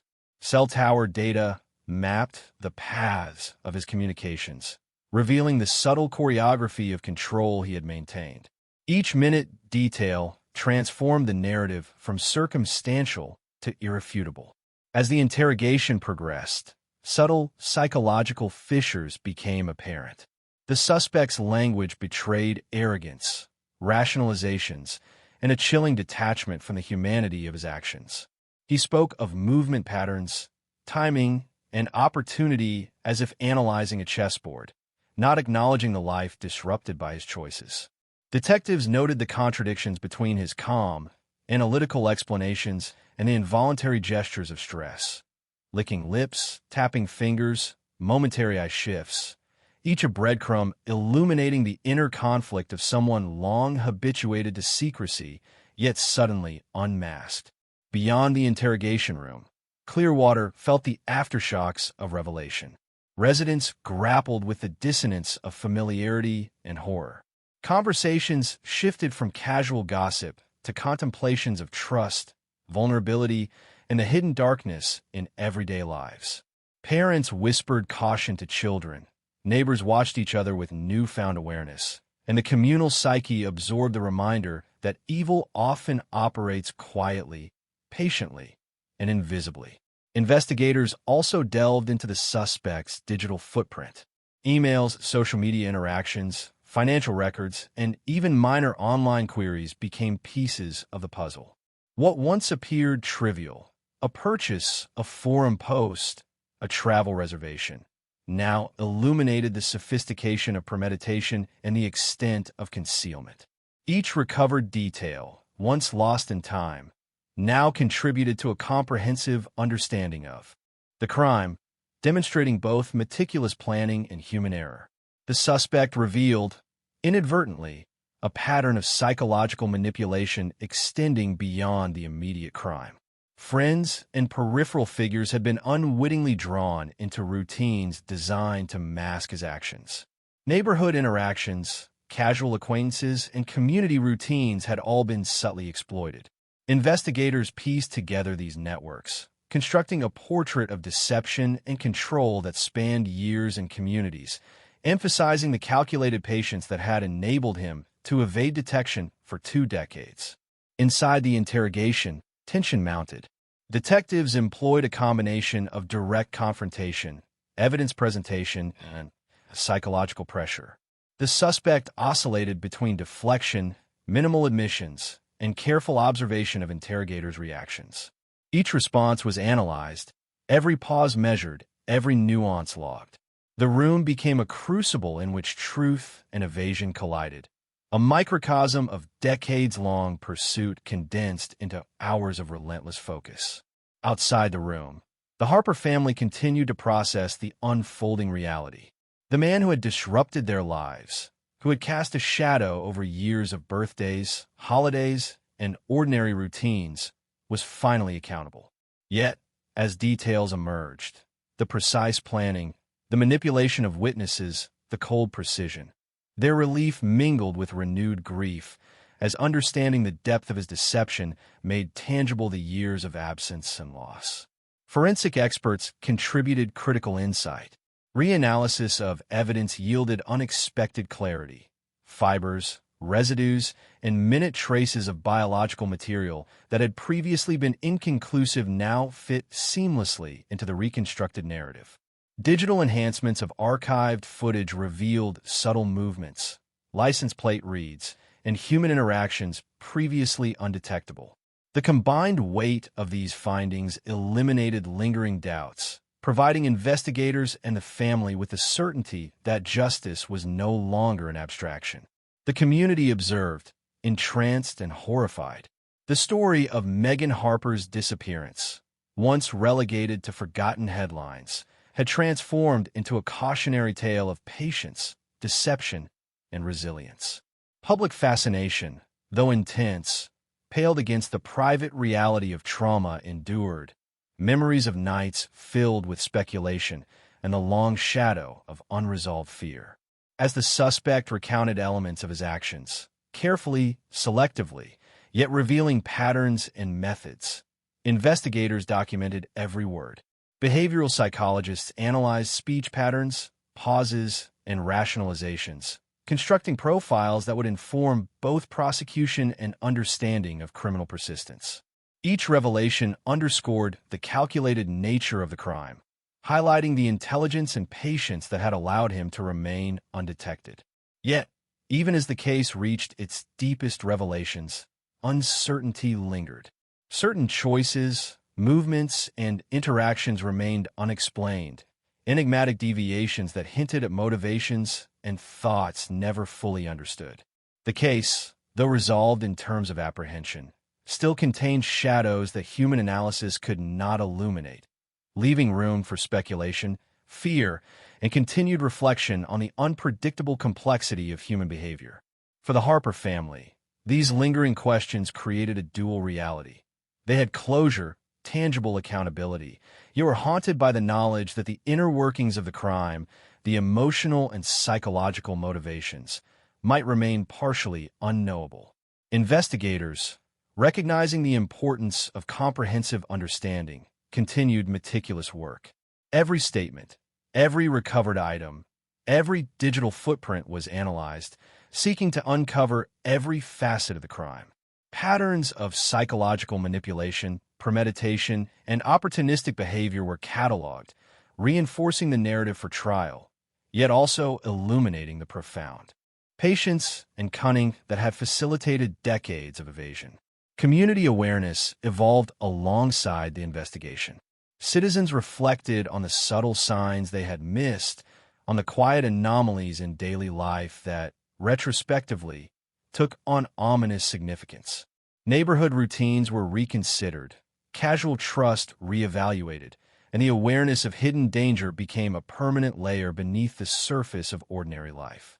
In the interrogation room, the suspect's demeanor continued to fluctuate. Moments of arrogance interspersed with anxiety, rationalization collided with recognition of exposure, and the psychological complexity of a man who had evaded capture for 20 years became increasingly evident. Detectives pressed, balance between extraction of truth and management of the suspect's fragile composure, understanding that the combination of forensic certainty and psychological pressure was the key to full disclosure. The narrative of Megan Harper's disappearance, long dormant, now unfolded in vivid, terrifying detail. Each aspect of the crime, abduction, concealment, manipulation of witnesses, evasion, was illuminated, reconstructing the night of October 2001 as a chilling tableau of precision, patience, and concealed malice. And yet, even as truth emerged, the intangible shadow of absence persisted. What Megan experienced in those hours, her thoughts, fears, and final moments, remained largely unknown. Investigators and family alike were left to reconcile the certainty of accountability with the unknowable nature of the human experience lost to time. The juxtaposition was stark, a reminder that closure in law does not fully erase the emotional resonance of mystery. Across Clearwater, the psychological reverberations continued. Residents grappled with the duality of relief and unease, the knowledge that evil can operate quietly, patiently, and invisibly within ordinary settings, and the understanding that vigilance, community awareness, and persistent investigation are vital in unearthing the unseen. And in the quiet moments, long after cameras left and the public attention waned, detectives, analysts, and the Harper family sat with the profound awareness that the passage of decades had both complicated and enabled the ultimate resolution, that patience, technology, and human determination could pierce even the most impenetrable shadows, and that some truths, though now revealed, would forever be tinged with the haunting mystery of what was felt, endured, and lost during the dark hours of Megan Harper's disappearance. The days leading to the trial were a tense, almost suffocating blur, a countdown in which every detail mattered and the weight of 2 decades pressed down like a physical force on all involved. Detectives meticulously reviewed evidence, ensuring that every fiber, trace, and testimony would withstand scrutiny in court. Lawyers from both sides maneuvered with precise calculation, crafting arguments, challenging timelines, and examining every word the suspect had uttered in interrogation. The Harper family lived in a liminal space, suspended between anticipation and dread. 2 decades of uncertainty had brought them to this point, yet the emotional gravity of seeing the man who had shattered their lives now at the center of a courtroom drama was overwhelming. Media coverage was relentless, a tidal wave of cameras, microphones, and reporters following every move, every statement, every step the family took. For the community, the case became a collective reckoning, a moment in which ordinary lives collided with extraordinary crime, forcing residents to re-examine their assumptions about safety, trust, and the hidden lives of those around them. In preparation for trial, investigators reconstructed the night of Megan Harper's disappearance with forensic precision. Maps, diagrams, and timelines were refined until the sequence of events was undeniable. The abduction, concealment, movements through the city, and the suspect's careful orchestration of misdirection were laid bare, each element corroborated by decades of preserved evidence, new technological analysis, and corroborative witness accounts. The suspect, now fully aware of the scrutiny surrounding him, exhibited a complex psychological response. Moments of arrogance, recalling how he had outsmarted initial investigations, alternated with near-visible tremors of fear and vulnerability. Detectives noted these micro-shifts, interpreting them as both humanizing cracks and confirmations of the pressure he had been under, trapped at last by the very persistence and technology that he had underestimated. Each witness preparation session, each consultation with forensic experts, each review of exhibits was an exercise in precision. The goal was not only to prove guilt, but to articulate, in excruciating detail, the journey from disappearance to arrest, from cold case to courtroom certainty. The Harper family, while shielded from much of the procedural minutiae, absorbed fragments of this preparation. Each revelation of the suspect's methods, the deliberate timing, the subtle manipulations of neighbors, the calculated use of ordinary routines to mask extraordinary crime, was both shocking and deeply unsettling. These details crystallized decades of fear and uncertainty, layering relief with horror. Public attention reached a fever pitch as trial day approached. Social media, news outlets, and blogs dissected every known fact, speculated on outcomes, and attempted to interpret the suspect's psychological profile. Experts in criminal behavior commented on his patience, cunning, and a remarkable ability to conceal his actions for 20 years. Yet for those intimately connected, the Harper family, detectives, and prosecution team, the focus remained resolutely practical, presenting a coherent, irrefutable case that would withstand the pressures and ambiguities of the courtroom. On the first day of the trial, the courtroom itself seemed to vibrate with tension. Every eye in the room, from family members to community observers to the suspect himself, was aware that this was the culmination of decades of unresolved grief, unanswered questions, and relentless pursuit. The atmosphere was charged, a mixture of anticipation, apprehension, and the almost physical weight of history pressing down on all present. The prosecution laid out its case with careful precision. Every forensic detail was presented, every timeline reconstructed, every witness testimony highlighted to illuminate the methodical sequence of events. The van, the fibers, the DNA evidence, the cell tower, locations, all converged into a narrative that left no reasonable doubt. Witnesses recounted memories long buried, now vividly resurrected in the courtroom. Their observations suddenly transformed into essential pieces of the puzzle. The defense attempted to challenge details, question recollections, and probe for inconsistencies, yet the accumulation of modern forensic techniques, cross-referenced evidence, and corroborated accounts made resistance increasingly tenuous. Every attempt to cast doubt was met with a meticulously constructed framework of proof, a network of fact and analysis that had taken decades to assemble. The suspect's demeanor fluctuated as proceedings continued.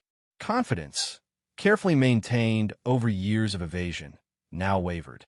Micro-expressions betrayed stress, tightened lips, darting eyes, subtle shifts in posture. Each gesture and pause was noted, analyzed, and interpreted as a reflection of the psychological pressure he had long avoided but could no longer escape. For the Harper family, the proceedings were both relief and torment. To hear the minute-by-minute reconstruction of events was validating, confirming suspicions that had persisted for decades. Yet the intimate exposure of the methods, manipulations, and careful planning also reopened wounds, forcing them to relive the terror and uncertainty of Megan's disappearance. Community members followed coverage closely. The story, once relegated to cold case files and fading newspaper clippings, now dominated conversations. The realization that someone who had seemed ordinary, familiar, and unremarkable had orchestrated such a calculated crime forced a collective re-examination of everyday life, trust, and the subtle warning signs of hidden danger. Detectives and forensic experts continued to provide clarifying testimony, presenting visual reconstructions, enhanced photographs, and digital evidence that mapped the suspect's movements and interactions. Every detail, no matter how minute, reinforced the narrative of planning, patience, and deliberate concealment. The courtroom became a microcosm of the decades-long investigation, a place where evidence, technology, and human memory converged to illuminate the darkest recesses of a crime that had eluded justice for years. As testimony progressed, the psychological portrait of the suspect became increasingly clear, a man of meticulous habits, patient observation, and chilling rationality. Investigators described patterns of behavior, subtle manipulations, and the extraordinary lengths taken to avoid detection.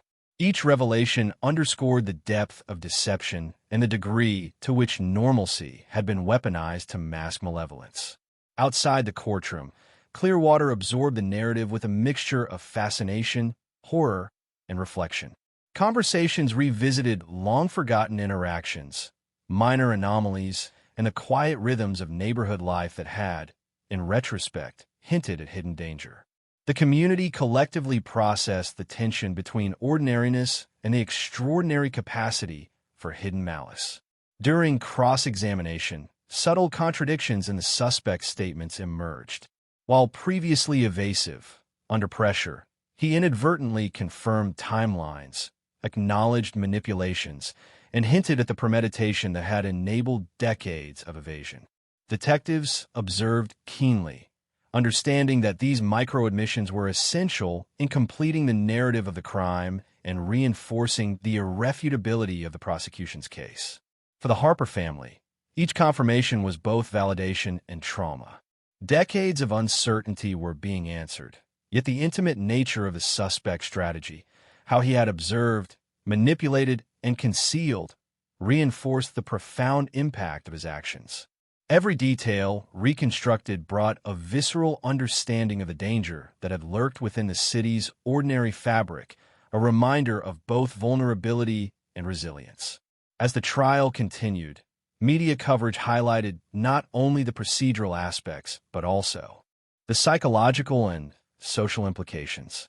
Expert commentary explored the intricacies of patient evasion, the interplay of technology and investigative persistence, and the enduring impact on families and communities. Analysts dissected patterns of manipulation, behavioral cues, and the methods by which ordinary routines were leveraged to obscure extraordinary crimes. Yet, for those in the courtroom, the abstract analysis was secondary. The human reality, the loss, the grief, the long shadow cast over a family and a community remained central. Closing arguments approached, and the tension reached a peak. Prosecutors synthesized decades of evidence into a cohesive narrative, weaving witness testimony, forensic analysis, and psychological insight into a compelling account of premeditated crime and sustained evasion. The suspect, restrained and visibly tense, sat as the cumulative weight of evidence, testimony, and history pressed inexorably toward the judgment of the court. The Harper family, sitting quietly yet intensely engaged, felt a complex mixture of anticipation, relief, and enduring sorrow. 2 decades of unanswered questions, fear, and grief were culminating in a moment that could finally provide clarity, accountability, and a fragile promise of closure. Across Clearwater, the city collectively held its breath, aware that a long-dormant shadow had been confronted, that ordinary lives intersected with extraordinary crime, and that the reverberations of this case would continue to shape perceptions, interactions, and understanding of hidden danger for years to come. Detectives, forensic experts, and legal teams knew that while the courtroom process would continue, the arrest, prosecution, and revelation of decades-long deception represented a monumental achievement. The tangible proof that persistence, technological advancement, and human determination can illuminate even the most patient and concealed malice. And in the quiet moments between testimony, the Harper family, investigators, and community absorbed the sobering reality that even after decades, justice could be pursued, the truth could be revealed, yet the emotional and psychological scars of absence, fear, and uncertainty would linger, a permanent testament to the profound impact of crime and the enduring resilience of those committed to uncovering truth. The courtroom was silent, an almost tangible tension settling over every seat, every gaze fixed on the proceedings, as if the collective breath of 2 decades had condensed into this singular moment. Prosecutors meticulously reviewed evidence one last time, walking the jury through the chilling reconstruction of events, illustrating how every action, every choice, and every subtle manipulation had led to the disappearance of Megan Harper and the subsequent decades of unanswered questions. Fiber analysis, DNA matches, vehicle tracking, and witness testimonies converged into a single narrative that was irrefutable, a culmination of years of investigation, technological advances, and relentless human persistence. The suspect sat restrained, his composure now fragile, oscillating between calculated detachment and visible anxiety. Micro-expressions betrayed the weight of exposure, the realization that every lie, every evasion, and every carefully hidden action had been mapped, cataloged, and dissected with relentless precision. Detectives observed keenly, aware that this was the apex of decades of pursuit, where the threads of investigation, evidence, and human perseverance would coalesce into accountability. Witnesses gave their final statements, some trembling, others resolute, recounting memories long buried, yet now brought vividly to life under the intensity of courtroom scrutiny. Each account reinforced the sequence of events, the calculated nature of the crime, and the deliberate evasion that had enabled the suspect to remain undetected for over 20 years. The Harper family listened intently, absorbing each detail, every confirmation, every piece of evidence laid bare. Relief intermingled with grief, as the reality of the past collided with the present truth. 2 decades of uncertainty, fear, and absence were distilled into these moments of narrative clarity, yet the emotional weight of lost time and stolen life remained profound. Outside the courtroom, the community of Clearwater watched and listened, aware that the culmination of a cold case, long dormant, had returned with devastating clarity.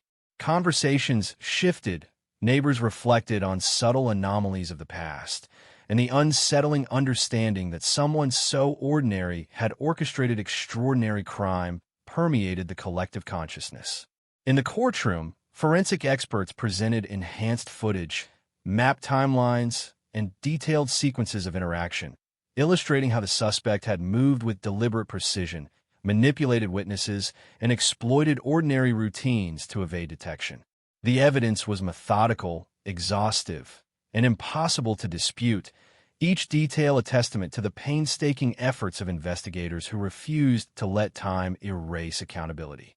The defense attempted to challenge technical details, question witness memory, and probe for inconsistencies, yet the weight of decades' worth of corroborated evidence, modern forensic technology, and meticulously documented investigation made these attempts increasingly tenuous.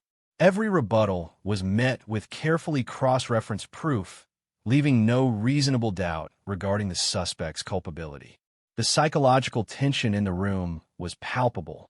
The suspect's eyes shifted constantly, hands fidgeted, and subtle gestures betrayed the internal conflict of a man who had relied on patience and invisibility for decades, yet now faced the inexorable certainty of justice. Investigators noted every movement, aware that the culmination of 20 years of pursuit had reached a critical inflection point. For the Harper family, each revelation reinforced the depth of premeditation and the audacity of deception. Hearing the suspect's actions dissected in painstaking detail brought clarity, yet also reopened emotional wounds, forcing them to relive moments of fear, uncertainty, and imagined scenarios that had haunted them since 2001.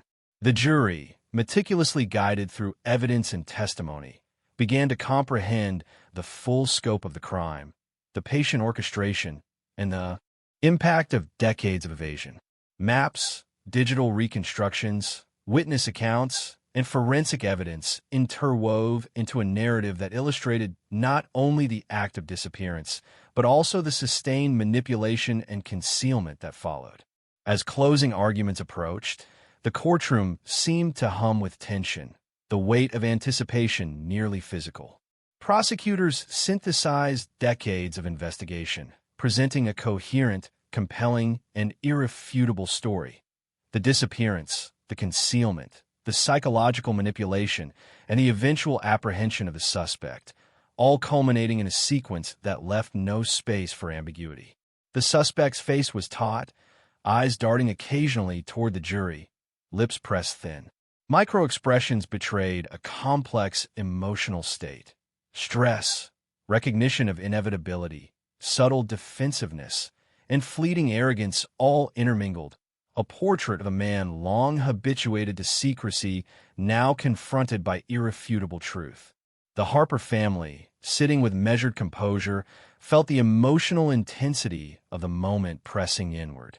2 decades of unresolved grief and uncertainty had led to this point, yet the detailed reconstruction of the crime, the meticulous presentation of evidence, and the exposure of the suspect's methods forced them to relive trauma even as they witnessed accountability. Outside the courtroom, community tension remained high. Conversations circulated regarding safety, vigilance, and the startling revelation that someone who had seemed ordinary had orchestrated extraordinary crime. The narrative challenged assumptions about trust, routine, and the hidden complexities of human behavior, leaving lasting impressions on those who observed from afar. The trial proceeded with methodical precision. Investigators presented digital reconstructions of the night Megan Harper vanished, overlaying GPS data, cell tower pings, and traffic patterns to create a visual and chronological map of the suspect's movements. Witnesses corroborated critical moments, providing nuanced accounts that reinforced the timeline and illuminated subtle manipulations employed to evade detection. Forensic evidence, long dormant and once inconclusive, now played a central role. DNA traces, fiber analysis, and object residues matched the suspect unequivocally, transforming previously unresolved fragments into decisive proof. The courtroom absorbed each presentation, the sequence of events unfolding with almost cinematic clarity, each revelation sharpening the understanding of premeditation, deception, and the prolonged concealment that had allowed a crime to remain unsolved for 20 years. As the final arguments were delivered, the tension reached a crescendo. Prosecutors recapitulated decades of investigation, weaving together witness testimony, forensic analysis, and psychological insight into an irrefutable narrative. Every detail, no matter how minute, was reinforced, leaving the jury with a comprehensive understanding of the crime and the magnitude of the suspect's deception. The defense, constrained by the overwhelming weight of evidence, offered measured attempts to contextualize behavior. Yet the coherence, corroboration, and precision of the prosecution's case rendered these efforts largely ineffective. The Harper family, though exhausted, felt the culmination of years of anguish and uncertainty. Relief intertwined with grief, as the long shadow of absence and the trauma of lost time converged with the satisfaction of seeing decades of pursuit translated into tangible accountability. The community, meanwhile, continued to process the implications. Ordinary lives had intersected with extraordinary crime. Vigilance, awareness, and the subtle recognition of hidden malice became lasting lessons. Conversations, both private and public, reflected on the intersection of patience, deception, and persistence, highlighting the impact of time on both perpetrators and those seeking justice. When the jury finally retired to deliberate, a heavy silence settled over the courtroom. The weight of decades of investigation, testimony, and emotional intensity hung palpably, every heartbeat seeming to mark the passage of a history that had spanned more than 20 years. For the Harper family, each passing moment was a mixture of anxiety, anticipation, and the quiet reflection of what closure might mean after such a prolonged absence of certainty. Hours later, the jury returned, and the courtroom was filled with the electric tension of culmination. The foreperson's voice, steady yet carrying the weight of deliberation, announced the verdict. Guilty. The word reverberated through the room like thunder, a release of tension, a validation of decades of investigation, and a formal acknowledgement of accountability. The Harper family allowed themselves a collective exhale, tears and relief mingling as the reality of justice, long delayed, finally crystallized. Detectives, prosecutors, and forensic teams experienced a profound sense of closure, knowing that every painstaking detail, every moment of persistence, and every technological advance had converged to achieve what had seemed impossible for 20 years. Outside, the community absorbed the news with shock, reflection, and a collective exhalation. Conversations rippled through neighborhoods, schools, and workplaces, a reminder that the extraordinary often hides within the ordinary, and that vigilance, persistence, and the pursuit of truth remain essential in confronting hidden malice. Even as the verdict was delivered, the emotional and psychological reverberations of the case continued. The Harper family faced the complex reality of closure intertwined with lingering grief, a reminder that while justice could finally be administered, the decades of loss and trauma could never fully be erased. The city of Clearwater, too, grappled with lasting implications. Trust had been shaken, awareness heightened, and the enduring impact of a long unsolved crime was now permanently etched into the communal consciousness. Investigators, having finally concluded a journey that spanned more than 20 years, reflected on the convergence of patience, technology, and human determination that had enabled resolution. The case, once a dormant cold file, had transformed into a landmark demonstration of persistence, innovation, and the unwavering pursuit of justice. And in the quiet aftermath, as the courtroom emptied and life began to resume a semblance of normalcy, the Harper family, investigators, and community members alike were left to navigate the complex interweaving of closure, lingering grief, and the haunting awareness that while justice had been served, the echoes of absence, fear, and uncertainty would resonate long after the final gavel had fallen. With the verdict rendered and the gavel's echo still lingering in the courtroom, the tangible sense of justice settled like a heavy weight, a mix of relief and gravity pressing on everyone present. The suspect, now fully accountable, was led away under custody, a figure once cloaked in decades of invisibility finally exposed, restrained, and subject to the full measure of the law. His expression, a flickering mask of defiance, resignation, and disbelief, conveyed the culmination of years spent eluding accountability, and yet the inevitability of consequence had arrived. Outside the courthouse, the Harper family emerged into the crisp Florida air, faces marked by the emotional toll of anticipation, relief, and the lingering ache of decades-long grief. Tears streamed unbidden, voices trembled, and yet beneath the surface of sorrow there was a fragile layer of closure, a sense that a long shadow had been lifted, however faintly. Reporters swarmed the scene, microphones thrust forward, cameras capturing every reaction, every subtle nuance of expression. The narrative of decades-long disappearance, cold case persistence, and ultimate apprehension became the focal point of national attention. Analysts dissected the methods, the patience, and the psychological manipulation that had enabled the crime to remain unsolved for 20 years. For Clearwater, the news reverberated like a seismic wave. Ordinary streets, quiet neighborhoods, and familiar faces now bore the imprint of extraordinary crime and the realization that ordinary routines had been weaponized to conceal darkness. Conversations shifted, families reflected, and community awareness deepened in the wake of revelation. Within law enforcement, there was a sense of hard-won triumph, tempered by the sobering reality of loss. Investigators reviewed the case in its totality, cataloging every moment of persistence, every technological advance utilized, and every painstaking effort that had led to the culmination in court. The lessons of patience, precision, and the integration of modern forensic techniques were embedded as a template for future cold case investigations. The Harper family, while confronting the reality of decades stolen, experienced a delicate convergence of relief and grief.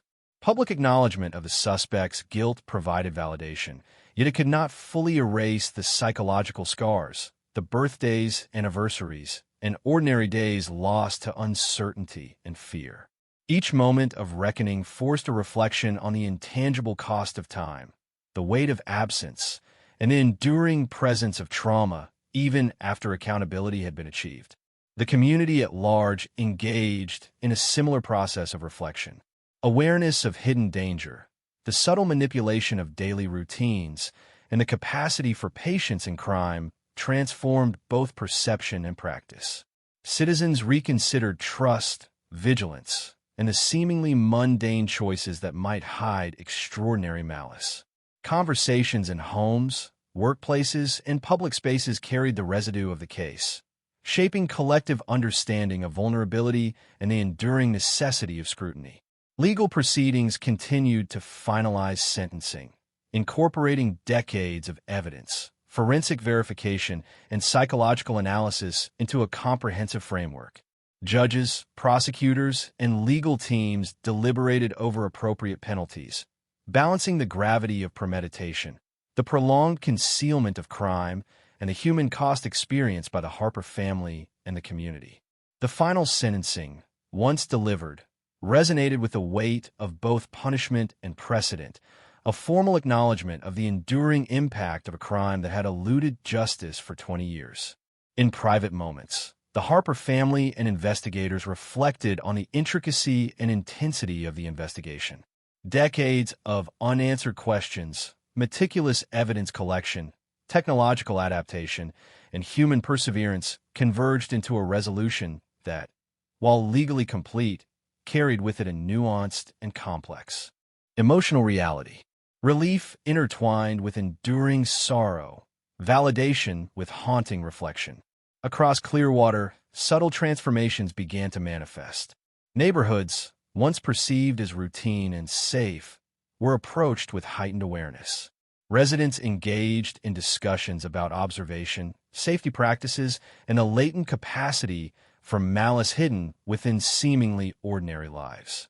Community gatherings included conversations about vigilance and shared responsibility, the psychological imprint of the case influencing collective behavior in lasting ways. Investigators and forensic specialists reviewed each element of the case, ensuring that lessons learned from the Harper investigation were fully documented. Methodologies, analytical frameworks, and procedural innovations were cataloged for use in future cold cases, establishing a legacy of diligence, technological integration, and strategic patience. Psychological assessments of the suspect contributed to understanding criminal patterns of patient evasion, manipulation, and the complex interplay between intelligence and malevolence. For the Harper family, long-term reflection involved reconciling closure with the permanence of loss. The absence of Megan Harper, the stolen years, and emotional landscapes shaped by decades of uncertainty remained integral to their experience. Yet, amid grief, there was acknowledgement of achievement, the tangible presence of justice, and a recognition that the truth, however delayed, had been uncovered. Community dialogue continued to evolve, informed by media coverage, public analysis, and personal reflection. The narrative of patient criminality, cold case resolution, and eventual accountability became a cautionary tale, shaping perceptions of risk, trust, and communal responsibility. Conversations highlighted the interplay between human vigilance, technological capability, and law enforcement persistence, reinforcing lessons about the persistent potential for hidden malice in everyday contexts. In the months following sentencing, law enforcement teams debriefed comprehensively. Every aspect of investigation, interrogation, evidence handling, and procedural execution was scrutinized, refined, and recorded. The insights derived were integrated into training protocols, informing strategies for cold case investigation, forensic application, and psychological profiling of individuals capable of sustained evasion. The Harper family engaged in long-term coping and reflection, seeking ways to reconcile grief with closure, trauma with the enduring presence of justice. Support networks, counseling, and community engagement provided avenues for processing decades of uncertainty and emotional strain. Each memory, reflection, and acknowledgement of loss became intertwined with a broader narrative of resilience, persistence, and the pursuit of accountability. Clearwater itself absorbed the case into its collective consciousness. Streets, parks, and public spaces became imbued with the awareness of past danger. The subtle cues of human behavior scrutinized with new attention, and the understanding that vigilance, observation, and community cohesion are essential in confronting unseen threats. The story of Megan Harper's disappearance and eventual resolution was memorialized in conversations, local media retrospectives, and law enforcement archives, ensuring that the lessons learned endured beyond the immediate legal resolution. As investigators continued to follow leads, clarify details, and close ancillary inquiries, the overarching narrative remained one of persistence, human determination, and technological advancement converging to illuminate a crime once thought lost to history. Each detail reconstructed, each timeline confirmed, and each testimony validated reinforced the profound impact of patience, diligence, and the refusal to accept uncertainty as permanent. The psychological and emotional ripples persisted. The Harper family's reflections, the community's heightened awareness, and the lingering resonance of a long unsolved crime underscore the enduring impact of absence, mystery, and delayed justice. While closure had been achieved in a legal sense, the human dimensions of grief, trauma, and reflection persisted, shaping perceptions, relationships, and communal understanding for years to come. In private conversations, detectives recounted the meticulous work, the small breakthroughs, the critical analysis of long-archived evidence, and the application of modern forensic techniques that transformed a dormant file into an actionable, prosecutable case. Their narrative highlighted the convergence of skill, patience, and technological innovation necessary to resolve what had been considered an intractable cold case. The Harper family and community engaged in long-term processes of reconciliation. Memory, grief, relief, and reflection became intertwined, each element informing a nuanced understanding of the crime, its consequences, and the enduring impact of time lost.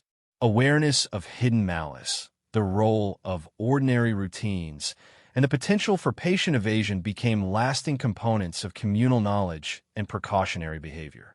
Even years after sentencing, the reverberations of the case persisted. Conversations revisited media retrospectives recounted, and investigative documentation preserved ensured that the lessons learned remained accessible, instructive, and cautionary. The interplay between human perseverance, technological capability, and the inexorable pursuit of truth stood as a testament to the possibility of accountability, even in the most challenging circumstances. And for the Harper family, for the detectives who refused to yield, and for the community that had endured decades of uncertainty, the resolution of the cold case represented both an ending and a beginning, the closure of a prolonged chapter, and the enduring awareness that vigilance, persistence, and dedication can ultimately illuminate even the darkest corners of human experience. Even after the gavel fell and the courtroom emptied, the shadow of Megan Harper's disappearance lingered in Clearwater like a persistent echo.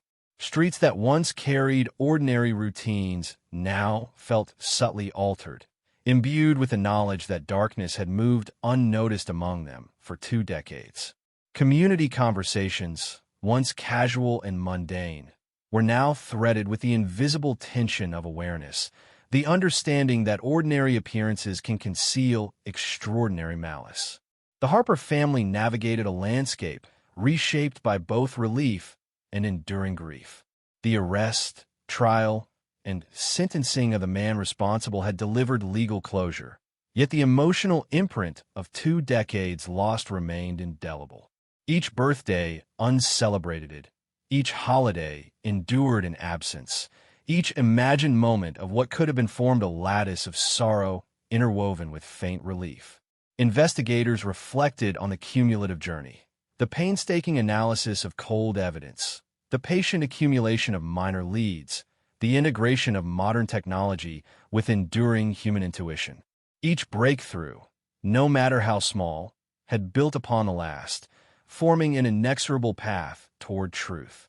The case became a testament to the persistence of law enforcement, the capacity of science to illuminate hidden patterns, and the unyielding determination to resolve even the most long-standing mysteries. In the quiet of homes and offices, the community processed the impact of revelation. The ordinary rhythms of life, morning commutes, weekend routines, casual encounters, were now filtered through a lens of heightened awareness. Trust had been shaken, vigilance sharpened, and the understanding that patience and cunning could cloak malevolence for years had settled as an enduring layer beneath the surface of daily life. The suspect, now confined within the parameters of justice, confronted the long-term consequences of a life lived in concealment. For decades, calculated invisibility had shielded him, yet the convergence of persistence, forensic innovation, and societal memory had rendered him exposed, accountable, and fully documented. Each statement, each forensic match, and each reconstructed moment contributed to a narrative that could no longer be evaded. For the Harper family, the process of reconciliation was ongoing. Emotional processing intertwined with a complex tapestry of memories, imagined scenarios, and the slowly emerging sense of justice served. Counseling, support networks, and reflective engagement with community narratives became tools to navigate the lasting impact of trauma, grief, and the knowledge of what had been lost. Investigators documented every facet of the case, not merely for legal record, but as a guide for future cold case resolution. The methodologies employed, the integration of forensic technology, and the patient reconstruction of events became a blueprint, demonstrating that time, when paired with diligence and innovation, does not diminish the possibility of truth. Across Clearwater, the narrative of the cold case became a cautionary tale, a shared lesson in vigilance, trust, and human perception. Residents reconsidered assumptions, routines, and interactions, recognizing that the ordinary and familiar can mask extraordinary deception. Conversations reflected on how subtle anomalies, once overlooked, can accumulate into critical insights, reinforcing the collective understanding that awareness and patience are essential defenses against unseen malevolence. Psychological analysis of the suspect, presented through trial documentation and forensic evaluation, offered a window into a mind accustomed to patient evasion, manipulation, and concealment.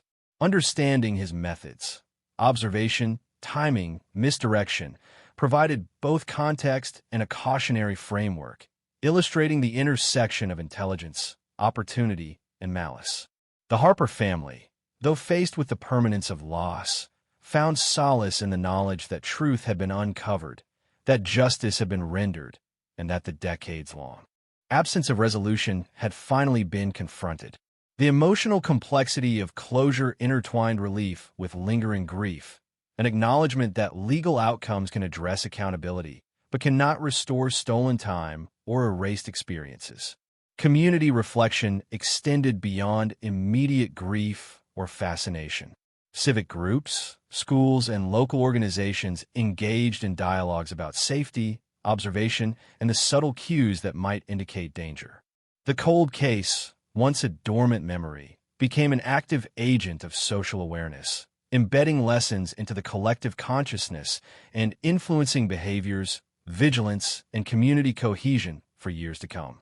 Investigators continued to analyze, document, and archive the full scope of the case. Every recovered detail, every reconstructed timeline, every witness account contributed to a living record, a testament to perseverance, methodology, and the relentless pursuit of truth. This archive not only ensured the integrity of the legal resolution, but also provided an enduring resource for future cases, demonstrating that even decades-old mysteries can be unraveled with persistence, innovation, and careful analysis. The Harper family's personal journey intersected with the communal narrative. Each day, each reflection, and each retelling of events reinforced a dual reality: the sorrow of lost time and the satisfaction of justice served.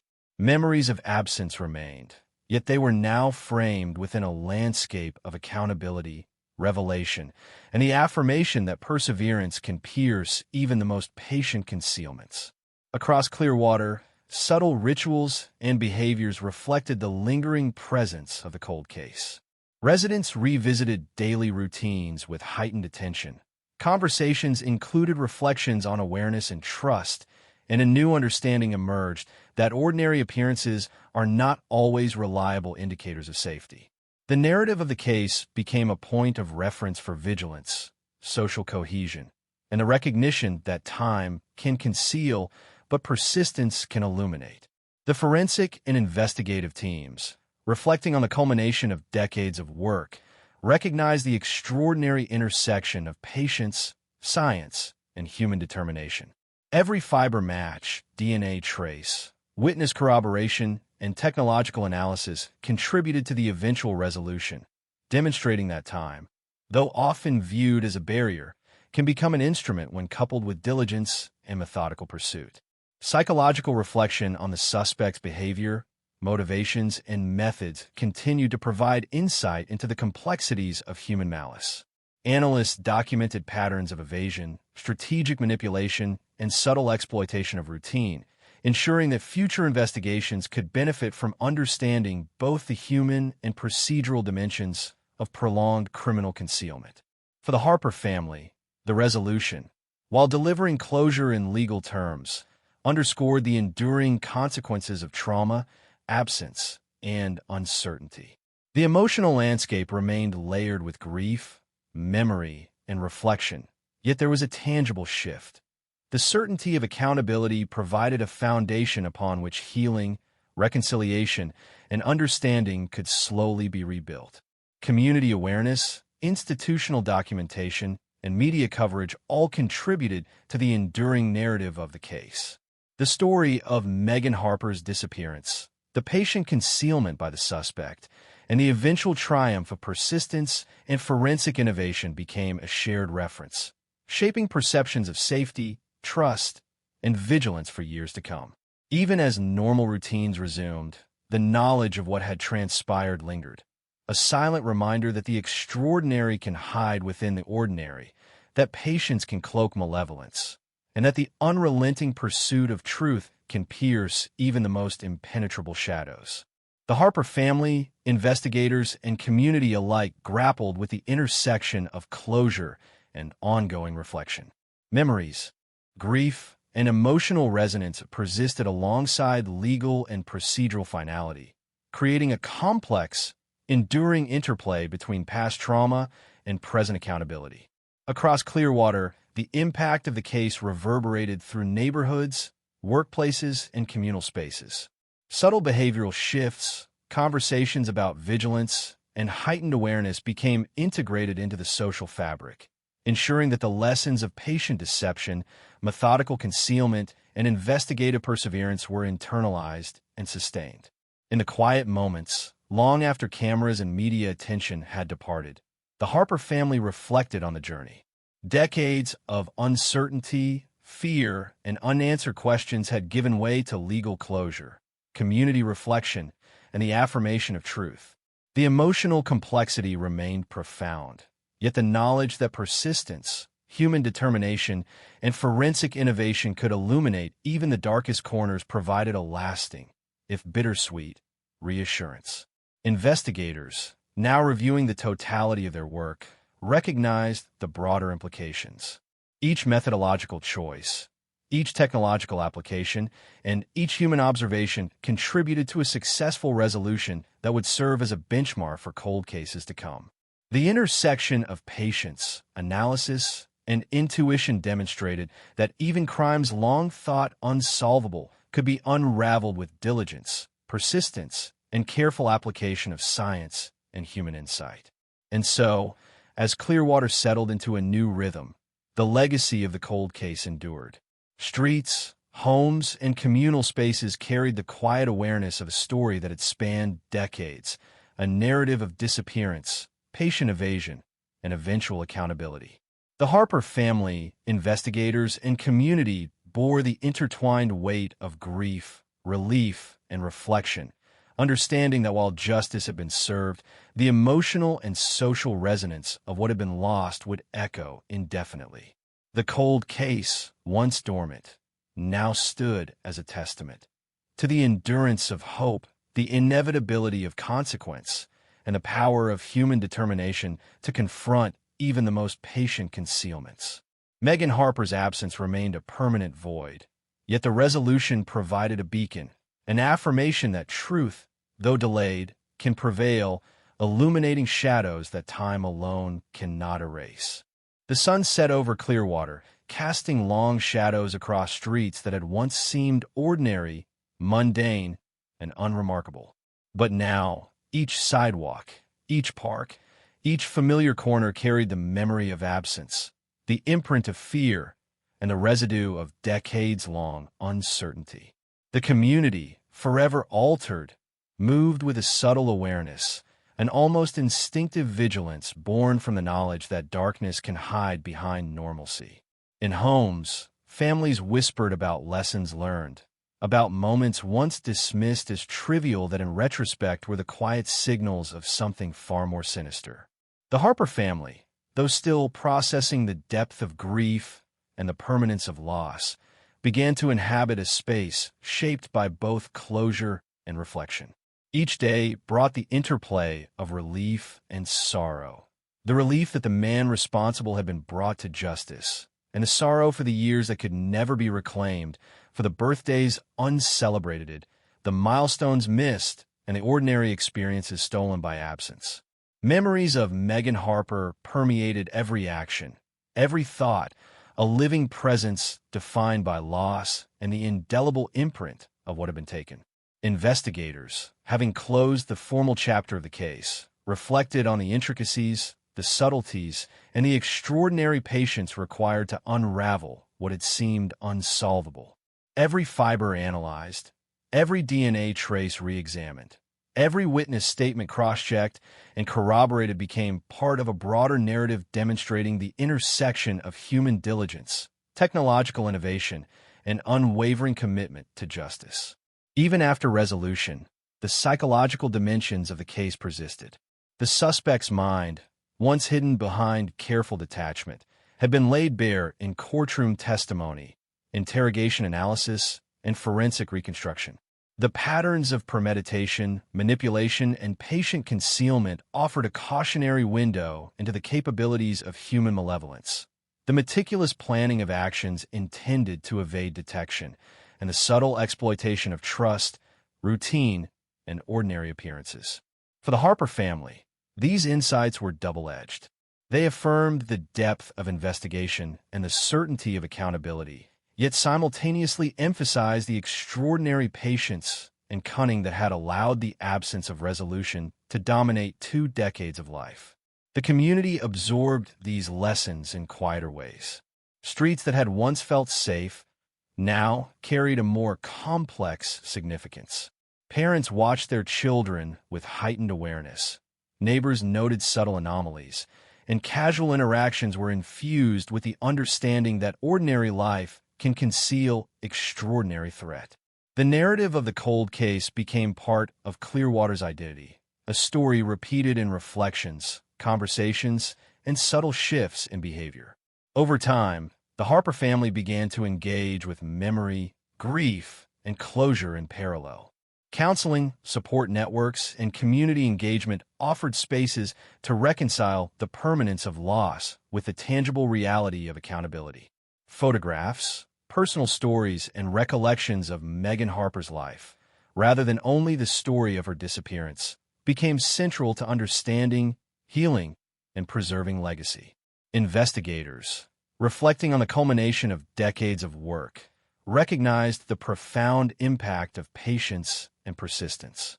The case stood as a blueprint, illustrating that even crimes long considered unsolvable could be unraveled with diligence, technological integration, and human determination. The lessons were encoded not only in forensic archives and legal records, but in the collective understanding of procedural innovation, strategic observation, and meticulous reconstruction of events. Across Clearwater, subtle reverberations continued. Conversations in homes, at workplaces, and in public spaces revisited cautionary themes. Trust, vigilance, and communal awareness became embedded in daily life, a lasting imprint of the case. Residents internalized the reminder that appearances can be deceiving, that patience can mask malevolence, and that sustained human observation and curiosity are essential defenses against unseen threats. In private moments, the Harper family engaged with the enduring complexity of emotional closure. Relief and grief intertwined, each memory layered with the resonance of absence, the passage of decades, and the affirmation of truth uncovered. The emotional landscape remained multifaceted, marked by sorrow for time lost, yet tempered by acknowledgement of justice, resilience, and the enduring presence of Megan Harper in memory and reflection. Investigators and forensic teams documented their experience as a comprehensive archive of methodology, insight, and innovation. From the careful re-examination of old evidence to the integration of new technologies, the case became a touchstone for future cold case resolution. Each lesson, each breakthrough, and each meticulously reconstructed detail provided enduring guidance for confronting complex, patient, and meticulously concealed crimes. Even as years passed, the resonance of the case endured.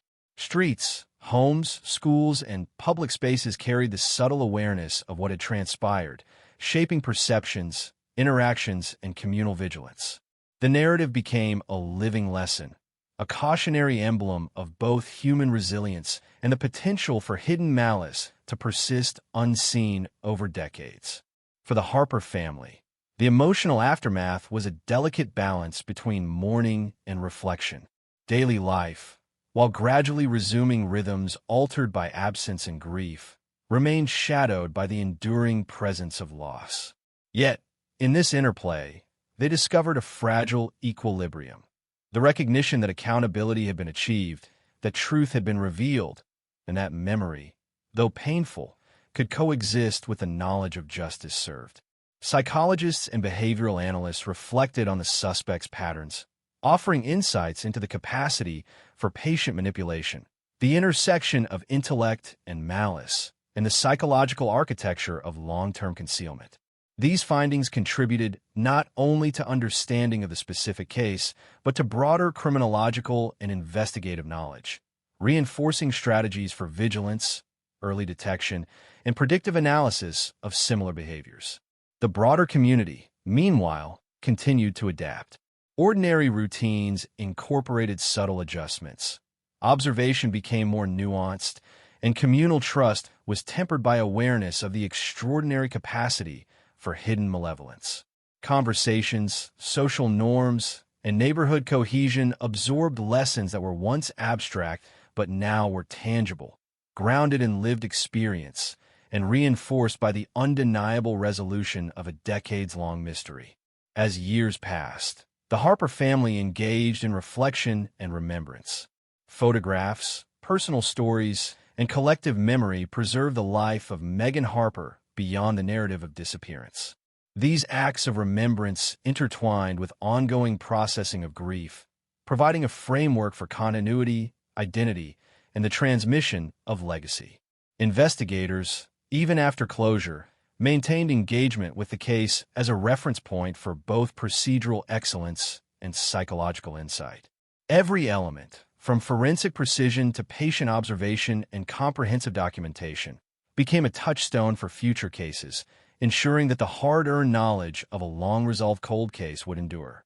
Across Clearwater, the memory of the case became woven into collective consciousness. Streets, parks, schools, and community institutions carried subtle imprints of the story. Awareness, vigilance, and reflective practice were encoded into daily life, a permanent reminder of both vulnerability and resilience. The narrative of disappearance, concealment, and ultimate accountability remained an active lesson in the interplay between ordinary life and extraordinary crime. In the quiet of evening, as the sun dipped below the horizon, the Harper family, investigators, and community members reflected on the intricate web of human experience the case had revealed. Time had both concealed and illuminated, absence had created trauma, and persistence had finally restored accountability. The story of Megan Harper, once a silent echo in cold case files, had transformed into a living narrative of justice, reflection, and enduring human impact. And yet, even with closure achieved, the shadows remained. Memories, grief, and reflection persisted, a testament to the lasting resonance of disappearance, loss, and the pursuit of truth. The city itself, the streets, the houses, and the individuals carried these shadows, subtle yet persistent, a reminder that while justice can be delivered, the emotional and social ripples of extraordinary crime endure indefinitely. In the end, the cold case that had haunted a family and a community for decades stood as both a warning and a testament. A warning of the extraordinary patience of concealed malevolence, and a testament to the power of persistence, investigation, and human determination to illuminate truth. Megan Harper's absence was a permanent void, yet the revelation of truth, the arrest and conviction of the responsible party, and the collective reflection of family and community provided a fragile, luminous counterpoint to darkness. Even as daily life resumed its rhythms, the memory of the cold case persisted, a quiet, haunting, yet instructive presence in the collective consciousness of Clearwater, a narrative of absence, discovery, justice, and enduring human impact, forever shaping the way ordinary life would be perceived, experienced, and remembered.